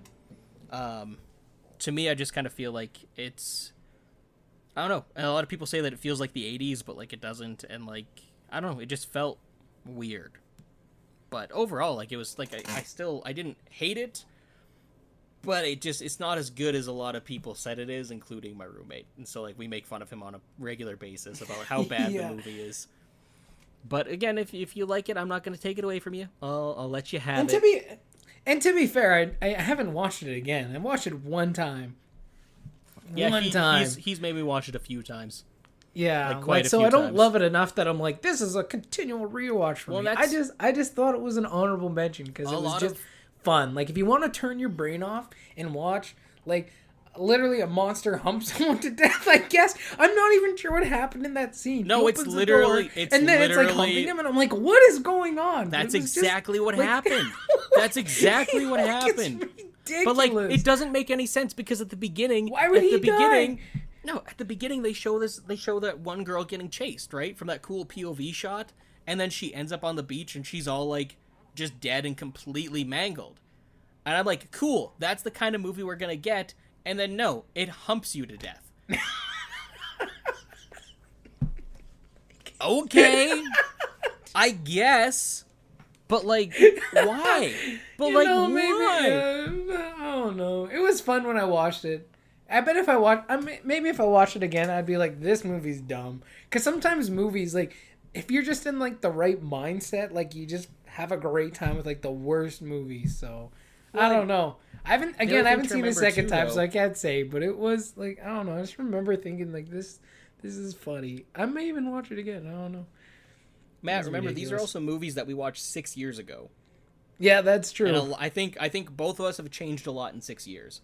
Yeah, I would say. Like, that was another point too. I was like looking through these films. I was like, it's interesting to see like our taste in films and like what we did choose to watch and what we didn't choose to watch, and how much that's changed over like like the last course of 6 years. Like again, there was great movies like Whiplash that I didn't watch. But then, like, 2019, I'm like, hell yeah, Winston Churchill, let's go, baby! Like, it's such a dramatic shift and difference between what I would choose to watch then and now. For me, I'm just more selective. Whereas 2014, literally, I was going to a new movie per week. Just watching everything. Yeah. I went to almost every single new release that year. Yeah. Like, that was the kind of, like, it was me and a group of friends. We just did that. Every Tuesday, we planned a new movie. That would have been awesome. It was great. It was expensive, but it was great. And this, now I'm more selective about what I watch because I know what I'm gonna like, what I'm not gonna like, and time. I don't want to waste my time just watching like something that doesn't look good. At some point, I'd like to get back into the swing of things with that, but I think I just need to be again with the right people. I think that's a big part of that. But that being said, Matt, what were your picks for the worst movie, and how do I have to fight you? Oh man. Okay, so my number one worst film and. Like, is Amazing Spider-Man 2. And you brought up, like, good points, and I don't necessarily disagree with all your points. Let me just, like, mention my points, and then we can, like, talk about it. I'm just gonna, can I preface this with, like, honestly, Matt, I'm not surprised because you are not the first person to say this to me. So, like, nothing that you say is going to upset me. I've had this conversation a billion times, and I know I'm in the minority here. So, like yeah, I get this is, like, the general consensus. Don't worry about offending me at all. I'm curious to what your points are, and I'm open to them. So, like, seriously, man, go ahead. I'm good.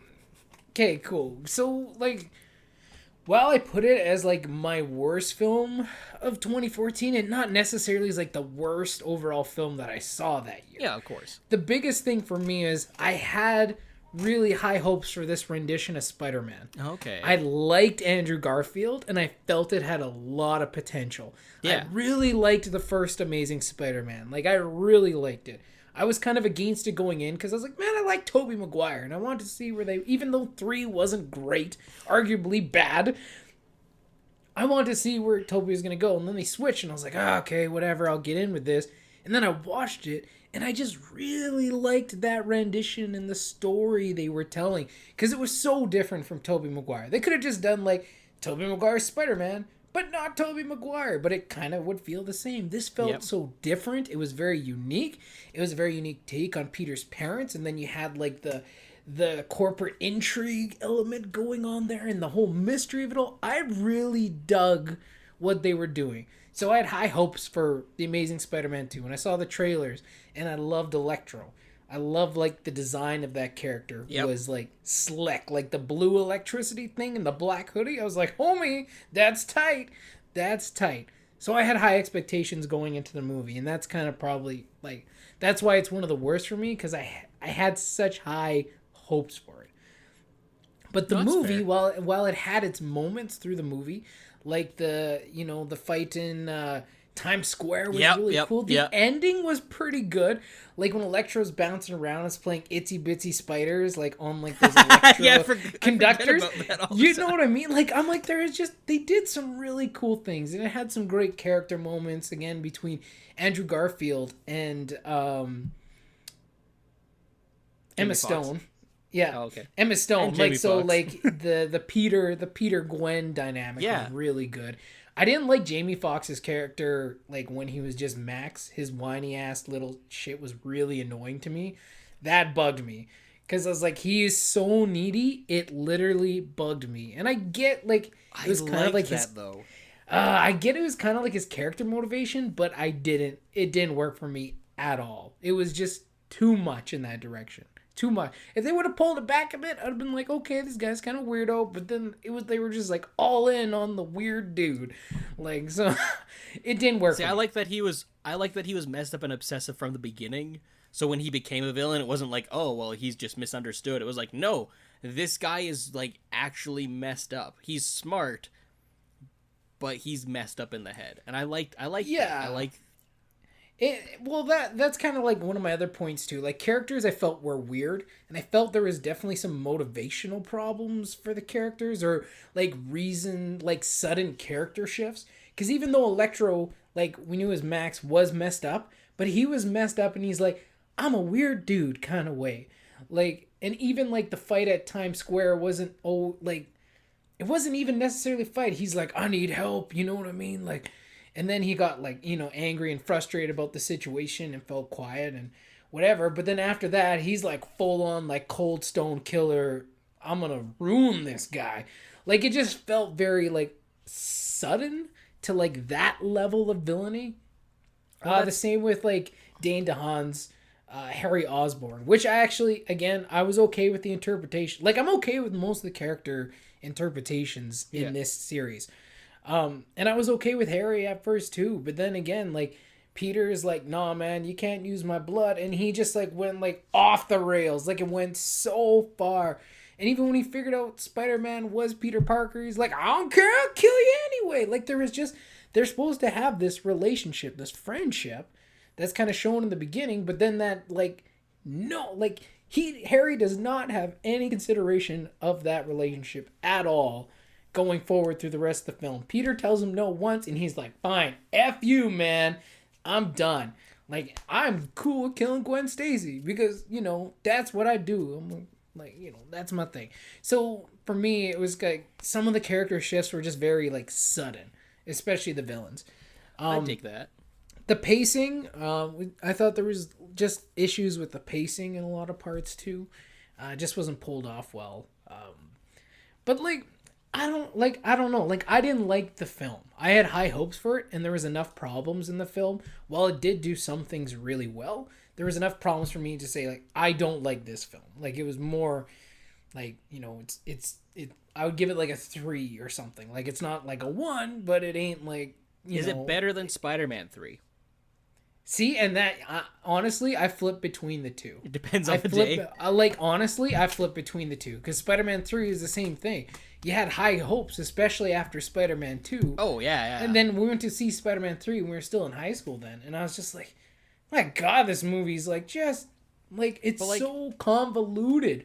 That was its problem. Like it never really focused on anything, and the emo Peter Parker stuff was really dumb. Like I think I get what they were going for, but again, it was like too far. It became like a character, whatever. Caricature. There's too many characters. I agree with you on the Descent to Madness thing. I think so for Electro, I think they showed it pretty well.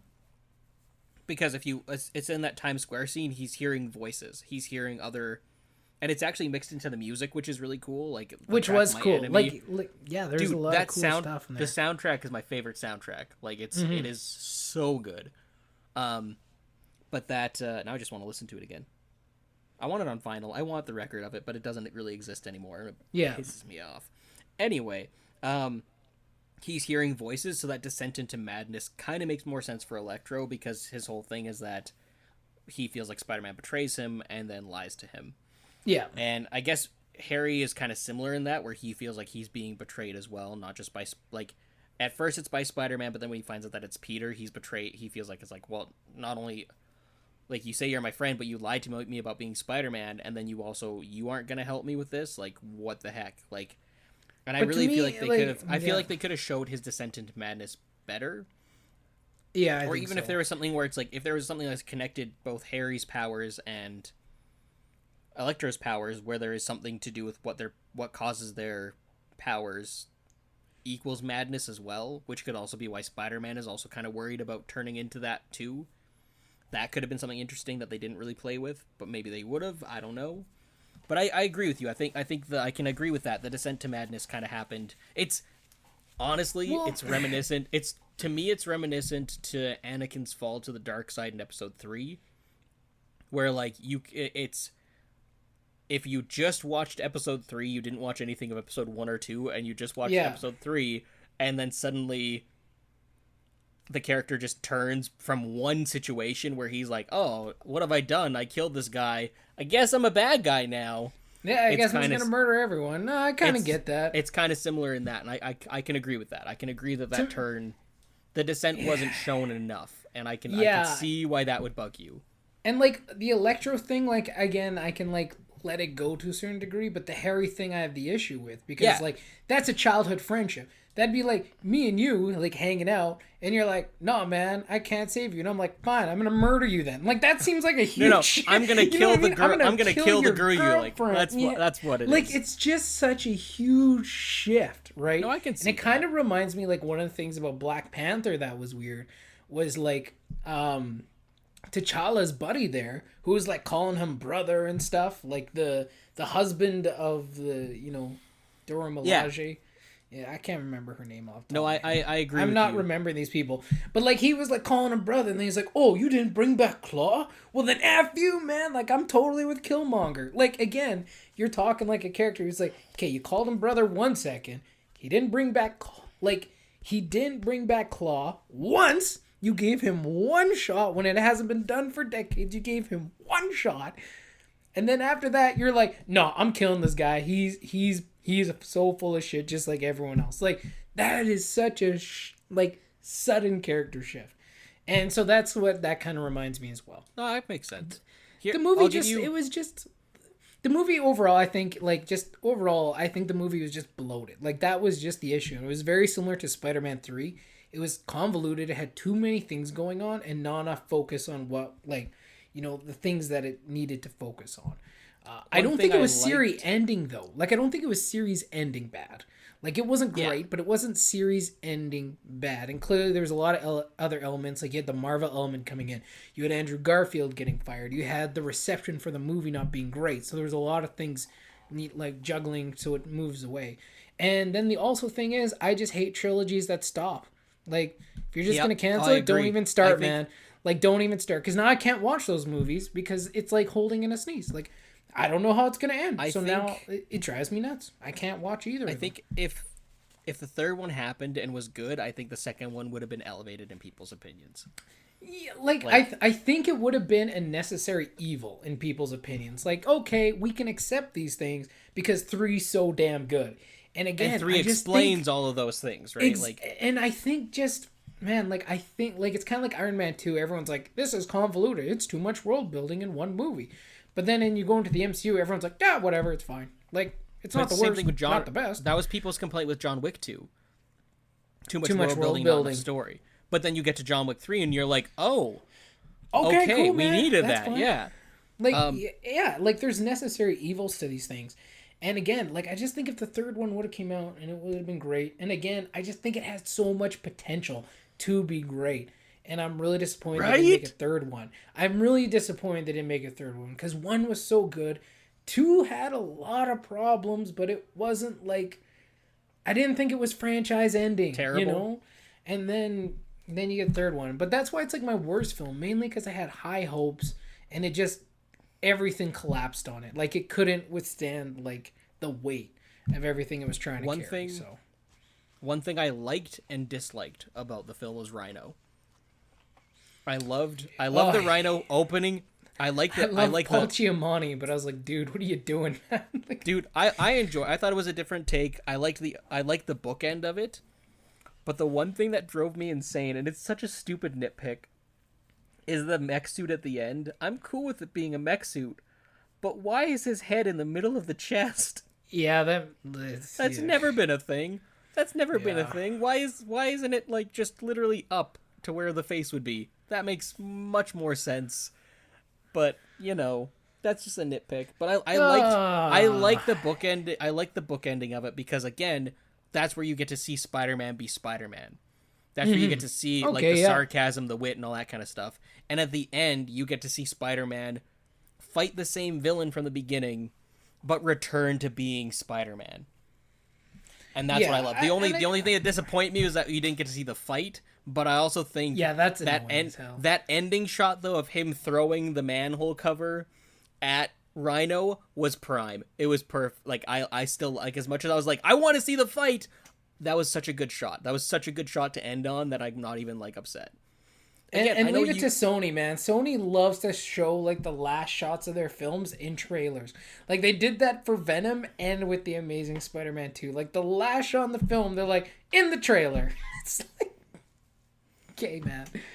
But man, like I don't know. I still like it. I still love it. But I understand your complaint. I understand a lot of people's complaints with it. Yeah, I don't expect anyone to like it. Whenever I talk about Amazing Spider-Man 2, I never expect anyone to be like, yeah, I love that film. I expect everyone to be like, it was dumb and I hated it. But for me, man, no, it tickled me in all the right places.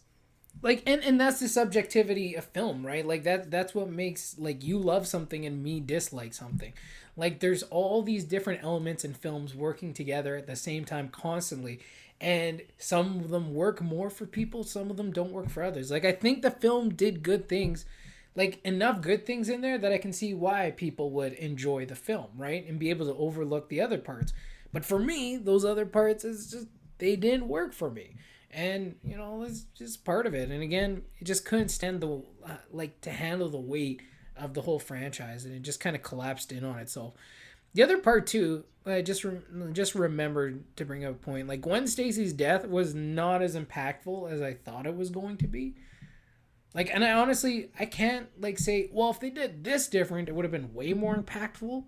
It just wasn't. Like, Andrew Garfield's acting in that moment was solid. It just didn't work. Like, for whatever reason, it just didn't, like, work for me. It didn't click. I wasn't feeling the emotions of it. Have you heard about the alternate ending? No, I haven't. There apparently was an alternate take of that where instead of it being just Gwen Stacy dying and him crying, he actually, like, Goblin starts laughing and taunting him, and then he goes and, like, pretty well almost beats him to death. Well, why didn't we get to see that? Because it would have got an R rating, apparently. That's how brutal it was. Oh, okay. Well, like, I still would have been down with that. Man, like, no, but, like, I think, honestly, it's one of my favorite, and it's a trope, But I personally really love in movies when, like, there's two ways to go about dealing with emotion and dealing with sorrow and dealing with, like, that kind of mourning. And that's either, there's sometimes where music is, like, it's either no music and all you hear is the person crying, or no sound and all you hear is music, but you see the anguish on their face. Because, like, basically to me, and I love that second option personally, because the world disappears.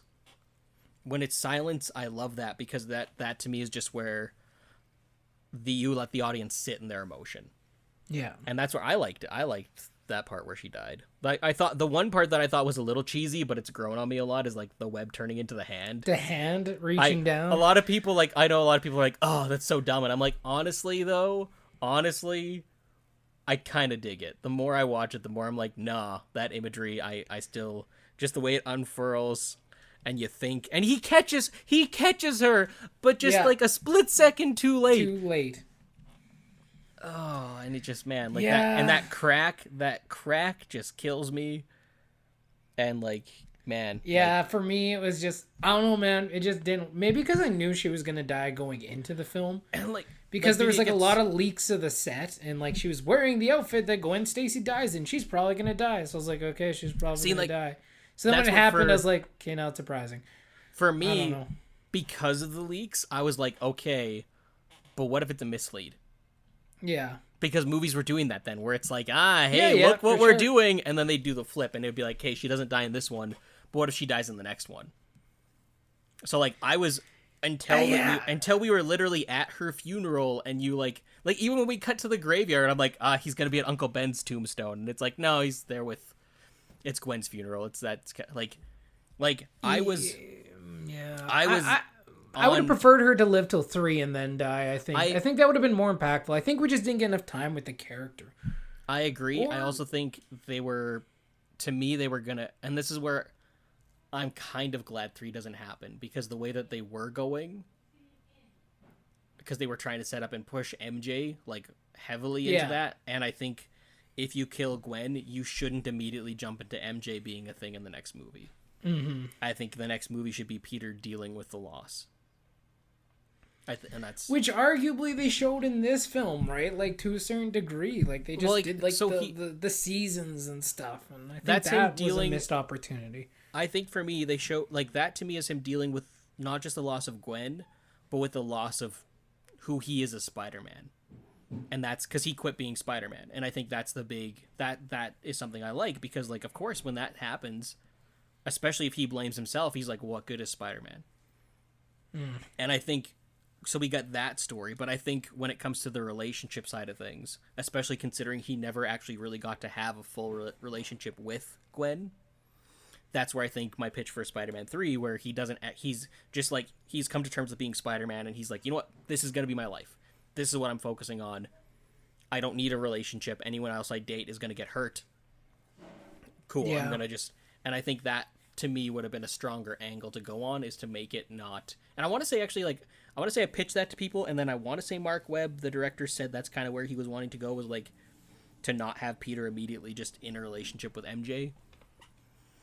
But, no, I think, honestly, I think at the end of the day, the biggest tragedy of this is that we didn't get to see a third chapter. And, like, maybe, well, I think, here's the thing. I think that's the same, like, as, again, I like the idea and the direction they were going, but we'll never get a payoff to that now. And maybe the third movie would have been terrible, and it would have been worse. It would have been, and it maybe would have made the second one even worse, but we'd at least know. And I think that's the thing that bugs me and you particularly. I think that's what's bugging us, is because we don't know. There's no definitive answer. I hate trilogies that don't finish the trilogy. It drives me nuts. Like, don't even start that. Don't even start. Dude, franchises that you only get the first film in and then they never make a second one. Well, even, dude, I can deal with that way more than getting 2 films in, because 2 films in is more of an investment. And then when you're like, but you don't get the end, man, you son of a bitch. I feel bad for all the fans of Divergent, because that's exactly, they got 3 films in, and they were supposed to get a 4th one, and then a TV show, and then nothing. Yeah, they're just like, nah. Yeah. But, no, again, at the end of the day, it was just, and now that I'm thinking about the film, I'm like, maybe it was the idea, because, like, Gwen Stacy was supposed to be going off to, like, London or something. Yeah. Right? And like she was gonna leave anyway, so like maybe it was like I'd already come to terms with her like leaving Peter. So then when she died, I was like, oh, she was gonna leave. But anyway, Peter so was gonna whatever. go with I don't her. know. Yeah, I guess that was a thing too. But you knew that wasn't gonna happen because it's Spider-Man. Like, Honestly, you know why it wasn't gonna happen is because Peter can't win. Spider-Man Yeah. can win, but Peter can't win. And at the Yeah, end of the day, that's part but of that's the thing, exactly too. what happens in this movie. That's why I love it. Peter lost. Spider-Man won. yeah, Spider-Man saved the day, but Peter is still lost. Because at the end of the day, Spider-Man saved the city. Peter couldn't save the love that he had. And that's that to me. That's such a Spider-Man. That's such a Spider-Man story. And well, that's and it even just reflects from the first one too, right? Like he couldn't save her dad either. yep. Like they That saved poor the city, Stacy but he family. couldn't like, yeah, no doubt. Hey, just a rough go. But anyway, no, there was enough good things in there that I was like, I really still would have liked to see a third one. But I had high was the last expectations time for you this watched it? film, and it didn't really pay off. It's been a while, because again, if there's no third one, like watching things again actually makes them worse. So I can't of me kinda handle. wants you to I can't revisit it. handle. Maybe I can't handle a non-completed story. It drives me insane. Like, and arguably, I guess it agree. is Like- kind of complete to a certain degree, but like it's not. Because he's kind of back to where he began. Like, he's back to being Spider-Man at the end. But, like, Yeah. I don't know. I think you should revisit it at some point, but also when you're ready. I'm not going to force you to. Oh, well, Was there any thanks for other- not forcing? But anyway, yeah, that there was like any my other worst movies, one. or is Yeah. that... No, that was my worst one, just because of the expectation and the hopes for it. At the end of the day, That's fair. Dishonorable mentions: TMNT, didn't like that. I know you like That's it. fair. Didn't like it. Taken 3. Let's see, I thought like it was- for what it is. Yeah, and I didn't like it at all. So we're fair. Even Steven. fair. I was Yeah, like, this movie's yeah, man. dumb. Taken 3 is on Never my saw list it. because like Taken 1 and 2 were like cool, man. And then Taken 3 was like its own thing, but it just like the story was so weak. They should have left Taken at Taken 1. End of story. I man. agree. They didn't even I've need only seen- like 2 more, and the third one was the worst by far. The only thing I've seen from the third one is that, like, where he's jumping over the fence, and it's, like, 7 different cuts of him just jumping over this fence. It's like just, and they have to cut it together too, because Liam Neeson's like at that point getting up in age where it's like he ain't like supposed to be running on buildings and jumping off shit. You know what I mean? Like, Yeah. they definitely, like, even in the first one he was getting older, right? But by the time you get to 3, it's like this guy's like supposed to be running and he's like slightly trotting, and it's fine. I love Liam Neeson. I'm not dissing the guy. I'm just saying the film itself was not great. I agree with you. They should have stopped at 1. They because I should think have that's- stopped at 1 because 1 was great. 2 and 3, not so much. A Million Ways to Die in the West. I didn't think it was that funny. Like, I really liked Ted, and I really like Seth MacFarlane in general. This felt like Seth MacFarlane-ish, but he was not on point with this film, so I didn't really. See, and care I for liked it that better much. than Ted. Yeah, I thought like, Ted was way better. No, than and Million Ways to Die in the West. here's the thing. I enjoy Ted. I really Yeah. like Ted. But I also really enjoyed A Million Ways to Die. And maybe I need to revisit A Million Ways to Die in the West. But, like, to me, it was... I'm not saying it's Blazing Saddles because it is not Blazing Saddles. Blazing Yeah, Saddles definitely is not. amazing. No. It's an amazing masterpiece. But tonally, it's in the same kind of vein, I felt. Mm-hmm. Like, it was not as good as, but I still think it was pretty funny. I liked the characters. I liked the story.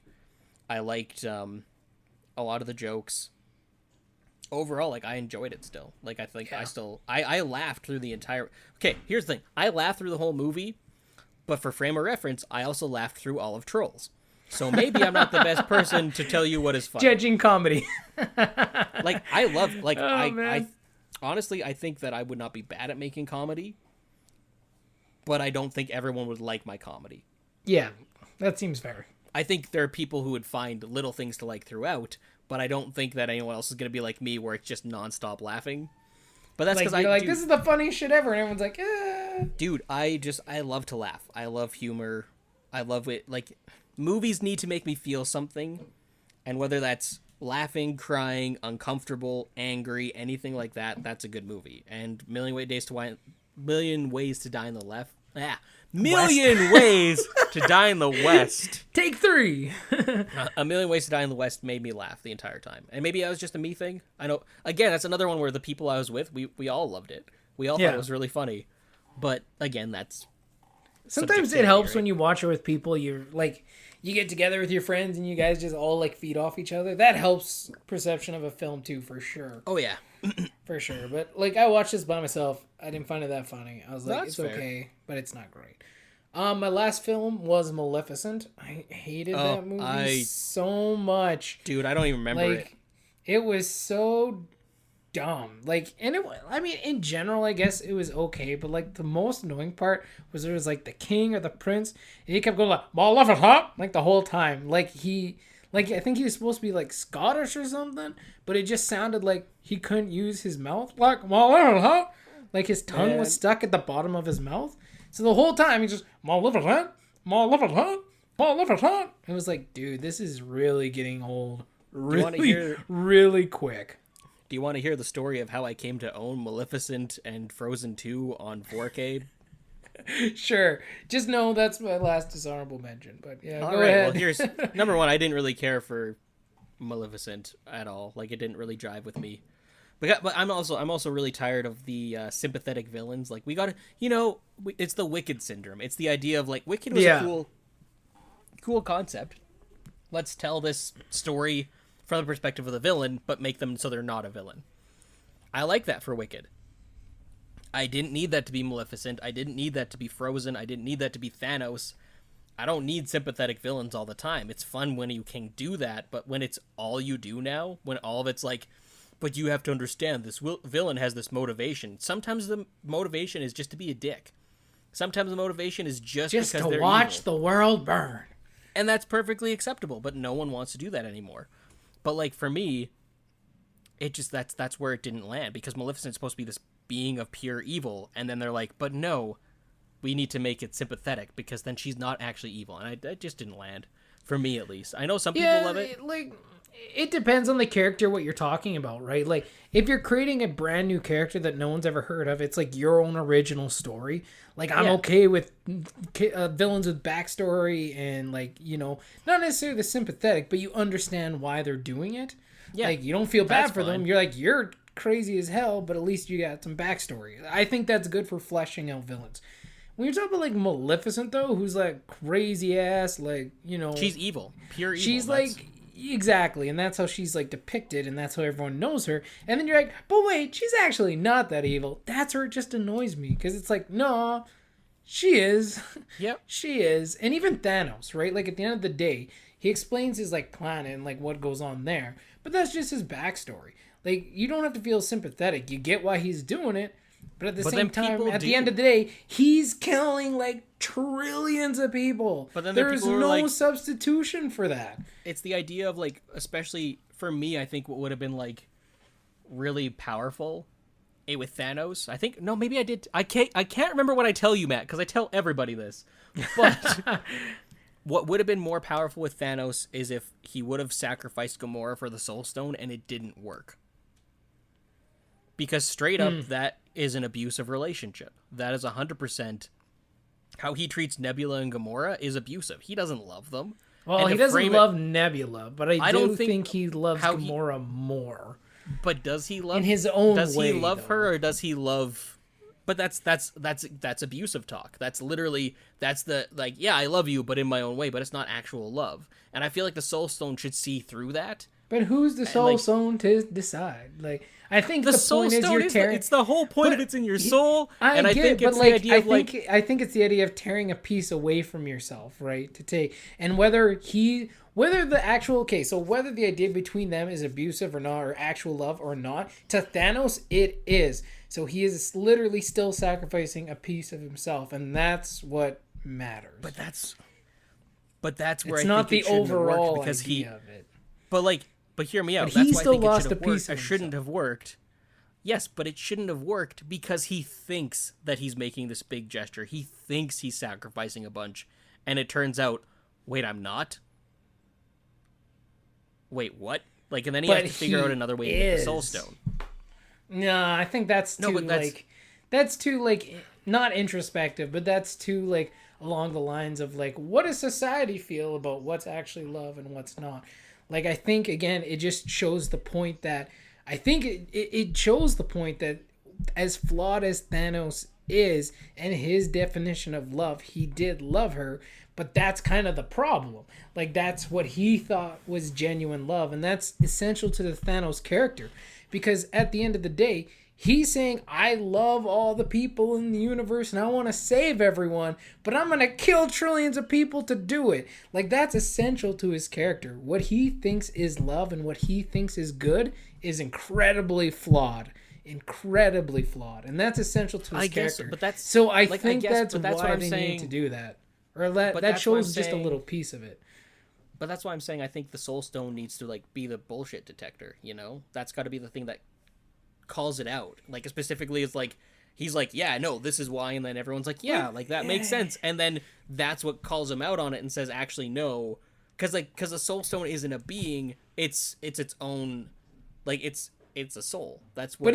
But again, yeah. But it's not. Again, it's not the judgment of whether it's not its place to judge whether Thanos. But it is actually no. It's not whether it's actually right or wrong. In Thanos' mind, in his heart, in his soul, he is sacrificing something he loves and holds dearly. So the Soul Stone accepts it. Like, if he didn't actually care about Gamora, the Soul Stone would have been like, nope. But in his soul, he does, and that's his problem. In his soul, that's like he saying thinks if someone pretends they care enough, if someone convinces themselves, no, but he doesn't pretend. He genuinely loves her. He genuinely cares. He does. And that's what the Soul Stone is saying. He genuinely cares and genuinely loves. It's just an incredibly flawed way to go about it. But that's his way. And that's his whole point as a character. He genuinely wants to save the galaxy. But he clearly has a really effed up way of going about it. Like, he genuinely wants these things. But it's so incredibly flawed that he's willing to kill trillions of people to make it happen. Like, that is Thanos. I think we're gonna have to debate this a different day, Matt, because like this is gonna get into a whole conversation. Debate break. Number 2, round 3. Let's do it. Wow.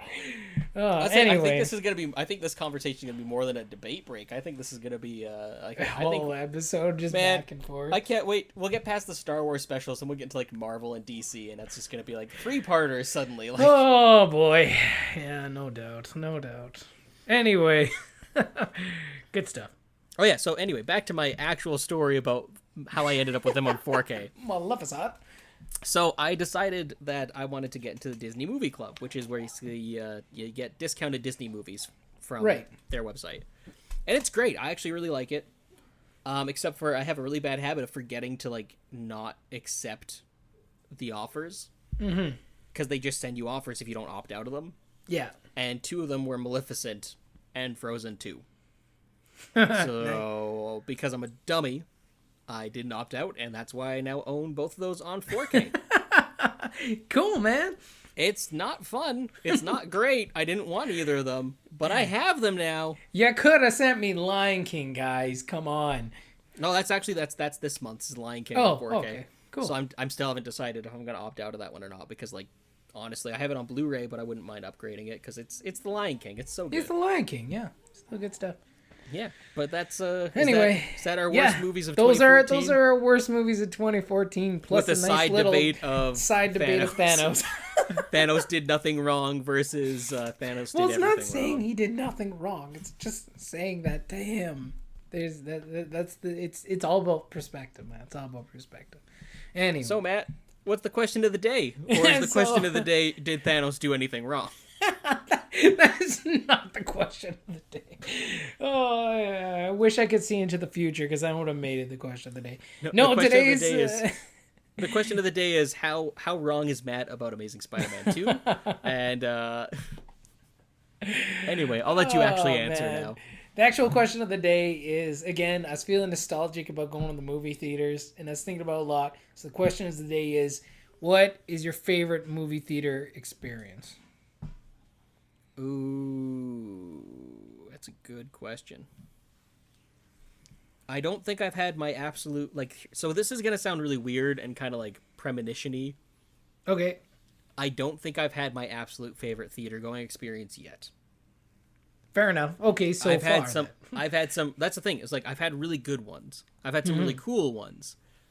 But there's none that are like, because like one of my favorite ones is, first, like, seeing Space Jam in theaters. That was the first time I saw a movie without an adult. Yeah. So that was great. Seeing Air Bud and getting scared by him barking and, like, losing my Reese's Pieces everywhere. That's another fun theater memory. When I saw The Hobbit, the first Hobbit, so very first one, nobody else went to the same showing. Like, me and the girl I was dating at the time got tickets from a friend of ours who couldn't go. Right. And it was to the opening day, so it was a, like, 10 o'clock showing.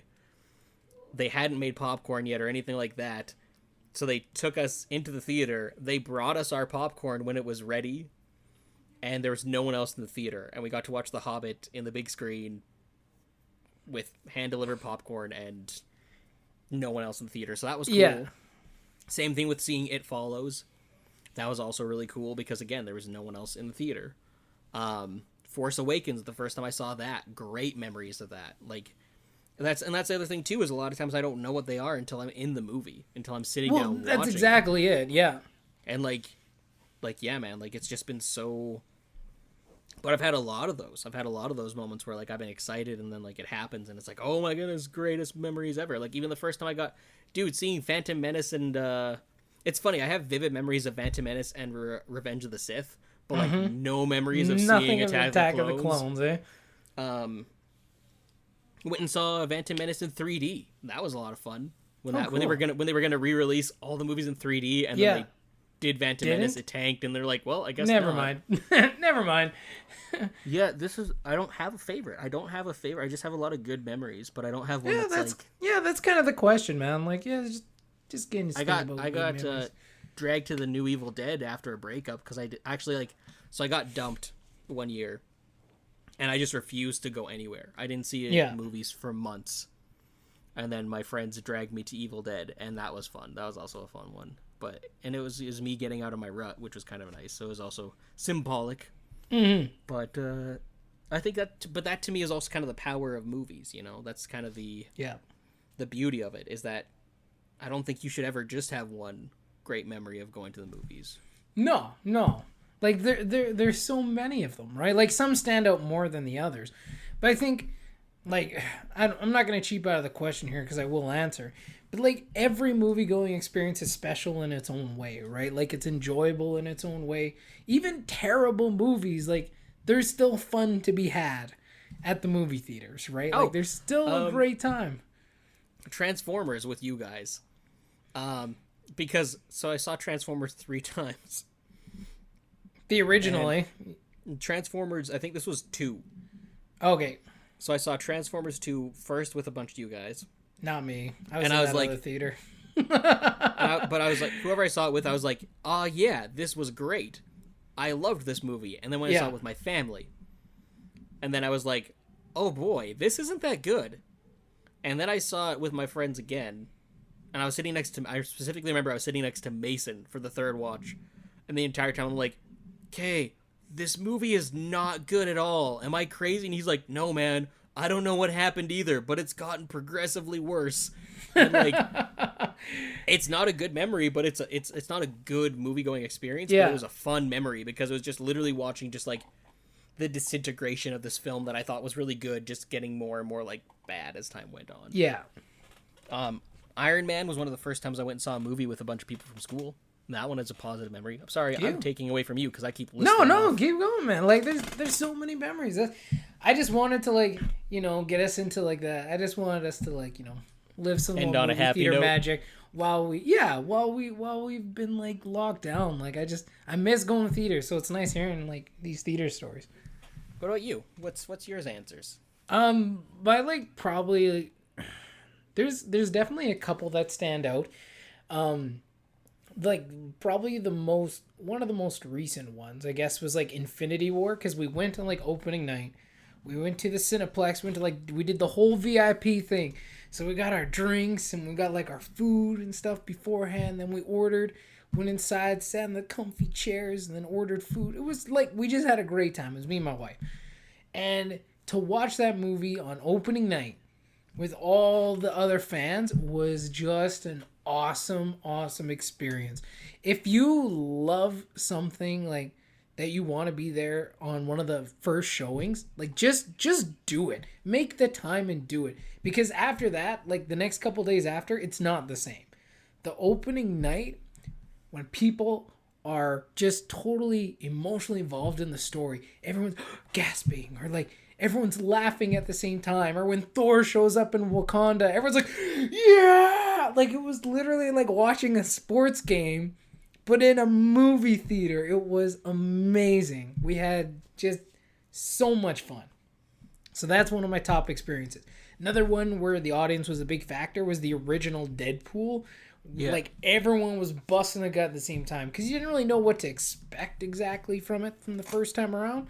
But like everyone in the theater was just having a great time. That was awesome. Another time when I went with Ethan and Chris to see Paranormal Activity when we saw the original one. Yep. And again, no one knew what to expect. So it was actually pretty creepy. There's a lot of moments in tension. So I just kept like talking and saying things to like try and break like the tension up. And like there's a couple people around me just like busting a gut because I was like, oh damn, here we go. Or I don't know, I can't remember what I said. But I remember at the end when she like attacks the camera, right? And it's like dead silence. Like no one's moving. The lights come on, everyone's like nothing. And I'm like, I guess we're all sleeping here tonight. Like everyone just starts busting a gut, and they're like, Chris is like, that was awesome, man. He's like, man, like everyone was just so tense, and it was just killed the tension right there because it was like, man, everyone was just not moving. That was a lot of fun. And I did that for most Paranormal Activity movies when we went to go. I just say things. Sometimes people get pissed off, and I'm like, man, take it easy. It's a Paranormal Activity movie. It's a Paranormal Activity movie. Especially the third one when the demon's name was like Toby. I was like, man, Toby is a huge creep. You know, stuff like that. But we knew that like, from no, watching those The were Office. fun. Yeah, exactly. Right? Toby, how'd you get here? An Office crossover. Oh, so that's Toby's kids. Oh. That all makes sense now. What else? Black Panther was awesome. We went to go see Gravity. Was it Gravity? Yeah, the one with like Halle Berry. Went to go see Sandra Gravity. Bullock? Oh yeah, Sandra Bullock, not Halle Berry. Just not even close. Close enough. What was like Halle Berry was in another space one though, wasn't she? Or no? I don't think so. Recently?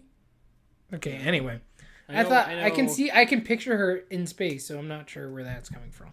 Halle Berry in space. But we went to go see that in Winnipeg when it came out, just me and my wife. That was the first time I'd been in a VIP theater because it wasn't even open in Saskatoon. And like they like came up with tablets and I was like, oh, order stuff? Okay, cool, man. And I was like, I guess I'll just take this bucket of beers. I literally got to drink a bucket of beers in the theater. I was like, this is dope as hell. So like there's so many like I think of like just in memories too of like going with like, you know, a lot of friends and like as kids to films and movies, and of course like Phantom Menace, first time the Star Wars, because that was the first time I'd seen Star Wars on the big screen. Yep. Was Phantom Menace, right? Because we were obviously way too non-existent, to see it, you know, the originals. So when the Star Wars comes on the big screen, you're like, man, that is magic right there. So, you know, that's a moment. And like these, it's just the thing, my favorite movie experiences is just sharing them with people and the audience, and, you know, with whether it's my wife, whether it's my best friends, whether it's, you know, just by myself even sometimes.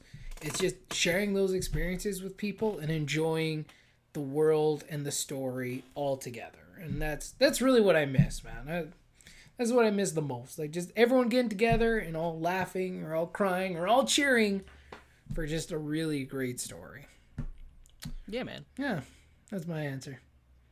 That's a good answer. Oh man, it makes my heart happy. I love the movie theater experience, man. I just love it. And the popcorn and the peanut M&Ms. No, and the nachos, and the drinks and the cookies and the pretzels and the beers. It's great when you can drink a beer.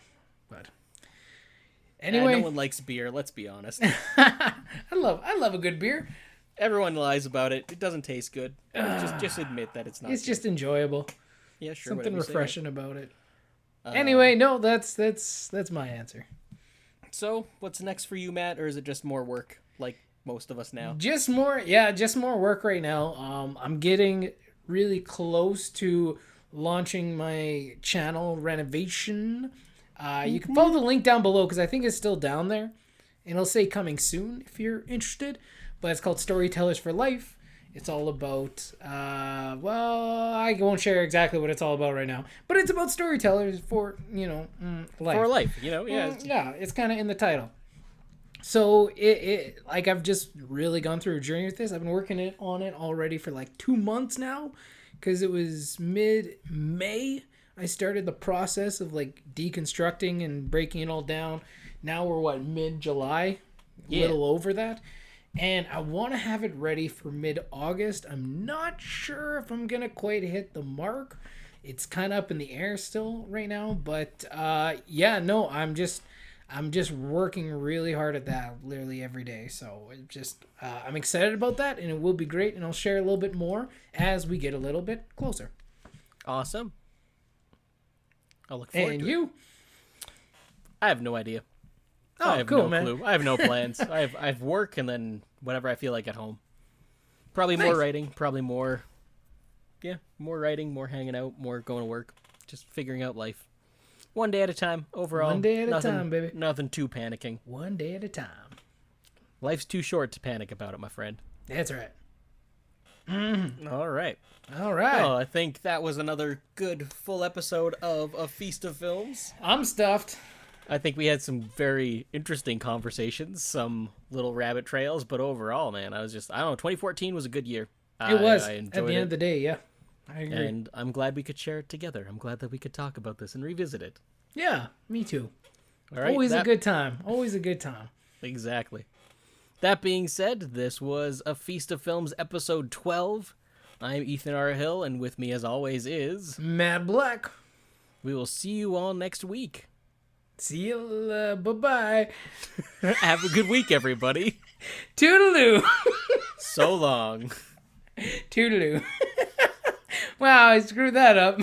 Way to go, Matt. Everything is awesome. Everything is cool when you're part of a team. Everything is awesome when you live in a dream. Yeah. Yeah.